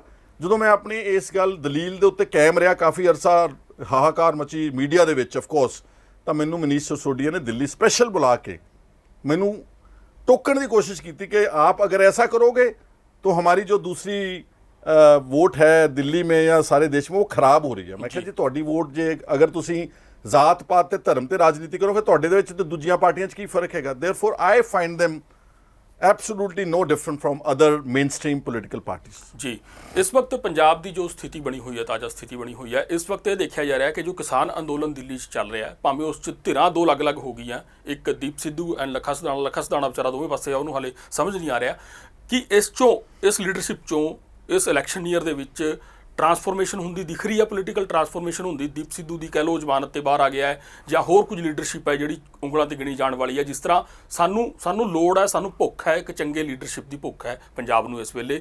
ਆਪਾਂ ਦੇਖ ਲਿਆ ਕਿ ਕਿਸ ਤਰ੍ਹਾਂ ਕੋਈ ਰਲਿਆ ਹੋਇਆ ਹੈ, ਕੋਈ ਮਿਲਿਆ ਹੋਇਆ ਹੈ, ਕੋਈ ਰੁੱਸਿਆ ਹੋਇਆ, ਕੋਈ ਮੰਨਿਆ ਹੋਇਆ ਹੈ। ਇਹ ਖੇਡ ਇੱਦਾਂ ਹੀ ਚੱਲਦੀ ਰਹਿਣੀ ਹੈ, ਪਰਿਵਾਰਾਂ ਦੀ ਖੇਡ ਜਿਹੜੀ ਹੈ। ਹਾਲੇ ਸਿਚੁਏਸ਼ਨ ਸਾਰੀ ਜਿੱਦਾਂ ਫਲੂਇਡ ਹੈ ਜੀ, ਹਾਲੇ ਕੁਝ ਵੀ ਕਹਿਣਾ ਬੜਾ ਮੁਸ਼ਕਿਲ ਹੈ, ਕਿਉਂਕਿ ਪਹਿਲੀ ਗੱਲ ਤਾਂ ਕਿਸਾਨ ਅੰਦੋਲਨ ਜੀ ਇਸ ਵਕਤ ਜਿਹੜਾ ਹੈ ਉਹ ਤੁਸੀਂ ਦੇਖ ਰਹੇ ਹੋ ਕਿ ਕਾਫੀ ਸਿਖਰ ਤੇ ਵੀ ਆ, ਔਰ ਬੜੀ ਉਹਦੀ ਅਨਸਟਿੰਟਡ ਸਪੋਰਟ ਲੋਕਾਂ ਨੇ ਦਿੱਤੀ ਜੀ। ਜੇ ਆਪਾਂ ਕਹੀਏ ਕਿ ਕਿਸਾਨ ਅੰਦੋਲਨ, ਕਿਉਂਕਿ 32 ਜਥੇਬੰਦੀਆਂ ਨੇ, ਕਿ ਅਗਰ ਇਹ ਕੋਈ ਪੋਲੀਟੀਕਲ ਐਸਪੀਰੇਸ਼ਨਸ ਰੱਖਦੇ ਨੇ, ਇਹ ਹਾਲੇ ਤੱਕ ਇਹਦੇ ਬਾਰੇ ਵੀ ਕਹਿਣਾ ਬੜਾ ਮੁਸ਼ਕਿਲ ਹੈ। ਠੀਕ ਆ, ਜਿਹੜੇ ਤੁਸੀਂ ਕੁਝ ਨਾਮ ਲਏ ਜਿਹੜੇ ਨੌਜਵਾਨ ਪਪੂਲਰ ਹੋਏ ਨੇ, ਚਾਹੇ ਉਹ ਲੱਖਾ ਸਿਧਾਣਾ ਵਾ, ਚਾਹੇ ਉਹ ਦੀਪ ਸਿੱਧੂ ਆ, ਇਹਨਾਂ ਨੇ ਵੀ ਆਪਣਾ ਕਿਸੇ ਤਰ੍ਹਾਂ ਦਾ ਹਾਲੇ ਕੋਈ ਸਟੈਂਡ ਇਹ ਨਹੀਂ ਕਲੀਅਰ ਕੀਤਾ ਕਿ ਅਸੀਂ ਕੋਈ ਧਿਰ ਬਣਾਉਣ ਜਾਵਾਂਗੇ ਜਾਂ ਅਸੀਂ ਕੋਈ ਲਾਈਕ ਮਾਈਂਡਡ ਬੰਦਿਆਂ ਦੇ ਨਾਲ ਕੋਈ ਕੰਟੈਕਟ ਕਰਾਂਗੇ। ਇਸ ਕਰਕੇ ਔਰ ਜਿਹੜੀਆਂ ਬਾਕੀ ਵੀ ਪਾਰਟੀਆਂ ਤੁਸੀਂ ਕਹਿ ਰਹੇ ਹੋ, ਹਾਲੇ nothing can be said. Similarly ਜੋ ਮੈਂ ਨਵਜੋਤ ਬਾਰੇ ਕਿਹਾ ਸੀਗਾ ਕਿ ਉਹਨਾਂ ਨੇ ਵੀ ਆਪਣੇ ਪੱਤੇ ਨਹੀਂ ਕੋਈ ਖੋਲੇ। ਇਸ ਕਰਕੇ ਹੋ ਸਕਦਾ ਕਿ ਆਉਣ ਵਾਲੇ ਚੰਦ ਹਫ਼ਤਿਆਂ 'ਚ ਜਾਂ ਇੱਕ ਅੱਧੇ ਮਹੀਨੇ ਦੇ ਵਿੱਚ ਪੰਜਾਬ ਦੀ ਤਸਵੀਰ ਹੋਰ ਜ਼ਿਆਦਾ ਸਾਫ਼ ਹੋਵੇ। ਹਾਂ, ਇੱਕ ਗੱਲ ਜ਼ਰੂਰ ਮੈਂ ਕਹਿ ਸਕਦਾ ਕਿ ਲੋਕ ਬਦਲ ਚਾਹੁੰਦੇ ਨੇ ਜੀ, ਪਰ ਲੋਕ ਬਦਲ ਰੂਟੀਨ ਨਹੀਂ ਚਾਹੁੰਦੇ ਕਿ ਅਸੀਂ ਫਿਰ ਉੱਦਾਂ ਦੇ ਬਦਲ ਲਈਏ ਜਿਹੜਾ ਮੁੜ ਕੇ ਸਾਡੀਆਂ ਗੱਲਾਂ ਦੇ ਉੱਤੇ ਪਹਿਰਾ ਨਾ ਦੇ ਸਕੇ।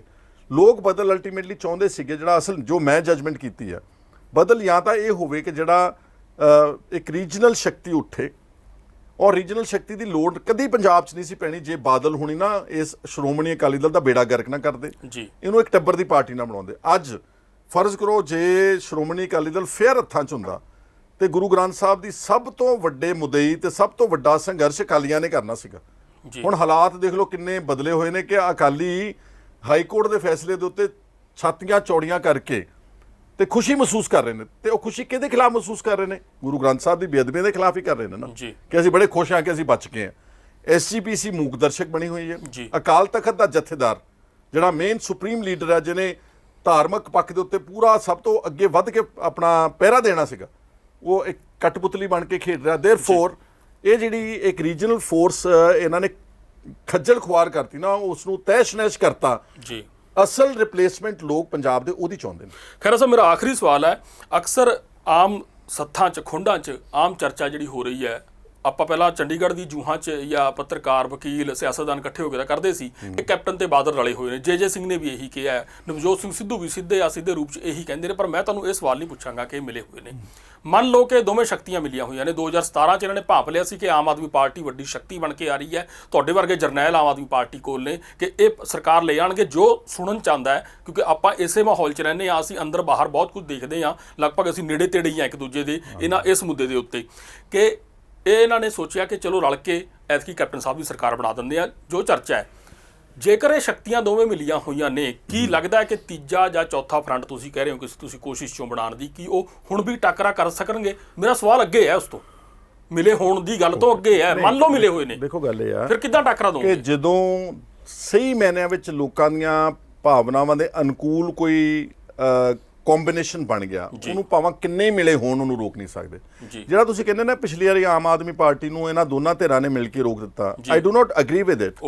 ਉਹਨਾਂ ਨੇ ਆਪਣੇ ਆਪ ਹੀ ਇੰਨੇ ਸੈਲਫ ਗੋਲ ਕੀਤੇ ਜੀ। ਦੇਖੋ ਉਹਨਾਂ ਦੀ 2015 ਦੀ ਆਮ ਆਦਮੀ ਪਾਰਟੀ ਦਾ ਮਾਗੀ ਦਾ ਇਕੱਠ ਦੇਖੋ, ਬਿਲਕੁਲ ਬਹੁਤ ਵੱਡਾ। 2016 ਸੌਰੀ ਜੀ, ਮੈਨੂੰ ਯਾਦ ਹੈ। ਤੇ ਇੱਕ ਸਾਲ ਦੇ ਵਿੱਚ ਮਿਸਟਰ ਕੇਜਰੀਵਾਲ ਆਏ ਸੀ ਉੱਥੇ। ਹਾਂਜੀ, ਇੱਕ ਸਾਲ ਦੇ ਵਿੱਚ ਕਿੱਥੇ ਆਣ ਕੇ ਪਾਰਟੀ ਖੜ ਗਈ ਜੀ, ਕਿਉਂਕਿ ਉਹਨਾਂ ਨੇ ਪੰਜਾਬ ਦੇ ਕਿਸੇ ਆਗੂ ਦੇ ਉੱਤੇ ਵਿਸ਼ਵਾਸ ਨਹੀਂ ਕੀਤਾ, ਭਰੋਸਾ ਨਹੀਂ ਕੀਤਾ। ਮੇਰਾ ਇੱਕ ਬੜਾ ਅੱਛਾ ਮੀਡੀਆ ਪਰਸਨ, ਜਰਨਲਿਸਟ, ਬੜਾ ਐਮੀਨੈਂਟ ਜਰਨਲਿਸਟ ਦੋਸਤ ਹੈ ਜੀ, ਉਹਨੇ ਮੈਨੂੰ ਉਦੋਂ ਹੀ ਕਹਿ ਦਿੱਤਾ ਸੀ ਇਲੈਕਸ਼ਨ ਤੋਂ ਪਹਿਲਾਂ, ਉਹ ਕਹਿੰਦਾ ਜੀ ਹੁਣ ਕੇਜਰੀਵਾਲ ਕੋਲ ਦੋ ਚੋਇਸਿਸ ਆ, ਜਾਂ ਤਾਂ ਉਹ ਪਾਰਟੀ ਨੂੰ ਗਲੱਛ ਲਵੇ ਜੀ ਕਿ ਮੇਰੀ ਇਹ ਪਾਰਟੀ ਮੇਰੇ ਤੋਂ ਬਗੈਰ ਨਹੀਂ ਚੱਲ ਸਕਦੀ, ਤੇ ਜਾਂ ਉਹ ਸਰਕਾਰ ਬਣਾ ਲਵੇ ਜੀ। ਸਰਕਾਰ ਬਣ ਸਕਦੀ ਸੀਗੀ ਅਗਰ ਕੇਜਰੀਵਾਲ ਪੰਜਾਬ ਦੇ ਕਿਸੇ ਅੱਛੇ ਚਿਹਰੇ ਨੂੰ ਮੂਹਰੇ ਲੈ ਕੇ ਆਉਂਦਾ, ਭਾਵੇਂ ਕਿਸੇ ਨੂੰ ਲਿਆਉਂਦਾ ਕਿ ਹਾਂ ਵੀ ਆਹ ਚਿਹਰਾ ਤੁਹਾਨੂੰ ਅਸੀਂ ਦਿੱਤਾ ਪੰਜਾਬ ਦਾ, ਇਹ ਤੁਹਾਡੀ ਪਾਰਟੀ ਆਪਣੇ ਪੰਜਾਬ ਦੇ ਫੈਸਲੇ ਇਹਨਾਂ ਨੂੰ ਅਧਿਕਾਰ ਮੈਂ ਦੇ ਦਿੱਤਾ ਵਾ ਜੀ। ਤੇ ਟਿਕਟਾਂ ਜਿਹੜੀ ਆ ਠੀਕ ਆ, ਹਾਈ ਕਮਾਂਡਾਂ ਟਿਕਟਾਂ ਵਿੱਚ ਦਖਲਅੰਦਾਜ਼ੀ ਕਰਦੀਆਂ, ਪਰ ਇਹ ਨਹੀਂਗਾ ਕਿ 90% 95% ਟਿਕਟਾਂ ਹੀ ਦਿੱਲੀੋਂ ਫੈਸਲੇ ਹੋਣ।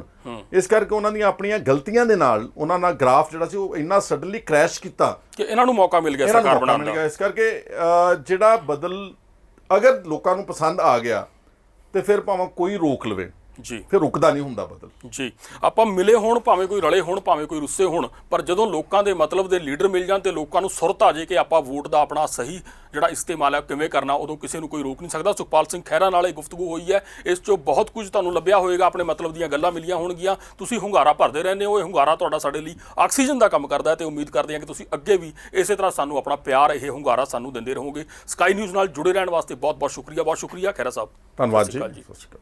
ਜੇ ਤੁਸੀਂ ਐਕਸਪ੍ਰੈਸ ਐਂਟਰੀ ਦੇ ਵਿੱਚ ਜਾਂ ਪੀਐਨਪੀ ਦੇ ਥਰੂ ਜਾਂ ਐਲਐਮਆਈਏ ਦੇ ਥਰੂ ਜਾਂ ਜੌਬ ਆਫਰ ਦੇ ਥਰੂ ਜਾ ਕੇ ਪੱਕੇ ਤੌਰ ਤੇ ਸੈਟਲ ਹੋਣਾ ਚਾਹੁੰਦੇ ਹੋ, ਜਾਂ ਤੁਸੀਂ ਸਟੂਡੈਂਟ ਵੀਜ਼ਾ ਤੇ ਕੈਨੇਡਾ ਜਾਂ ਆਸਟ੍ਰੇਲੀਆ ਸਕਾਲਰਸ਼ਿਪ ਦੇ ਨਾਲ ਘੱਟ ਫੀਸ ਤੇ ਤੁਹਾਡੇ ਐਜੂਕੇਸ਼ਨ 'ਚ ਗੈਪ ਹੈ ਤੇ ਤੁਸੀਂ ਪੜ੍ਹ ਕੇ ਜੇ ਸੈਟਲ ਹੋਣ ਦਾ ਸੁਪਨਾ ਪੂਰਾ ਕਰਨਾ ਚਾਹੁੰਦੇ ਹੋ, ਤੁਸੀਂ ਹੇਠ ਲਿਖੇ ਨੰਬਰਾਂ ਤੇ ਕਾਲ ਕਰ ਸਕਦੇ ਹੋ। ਸਤਿ ਸ਼੍ਰੀ ਅਕਾਲ। ਖਬਰ ਦੀ ਤਾਜ਼ਾ ਅਪਡੇਟ ਦੇ ਲਈ ਸਾਡੇ YouTube ਚੈਨਲ ਨੂੰ ਸਬਸਕ੍ਰਾਈਬ ਕਰੋ, Facebook ਚੈਨਲ ਨੂੰ ਲਾਈਕ ਅਤੇ ਸ਼ੇਅਰ ਕਰੋ।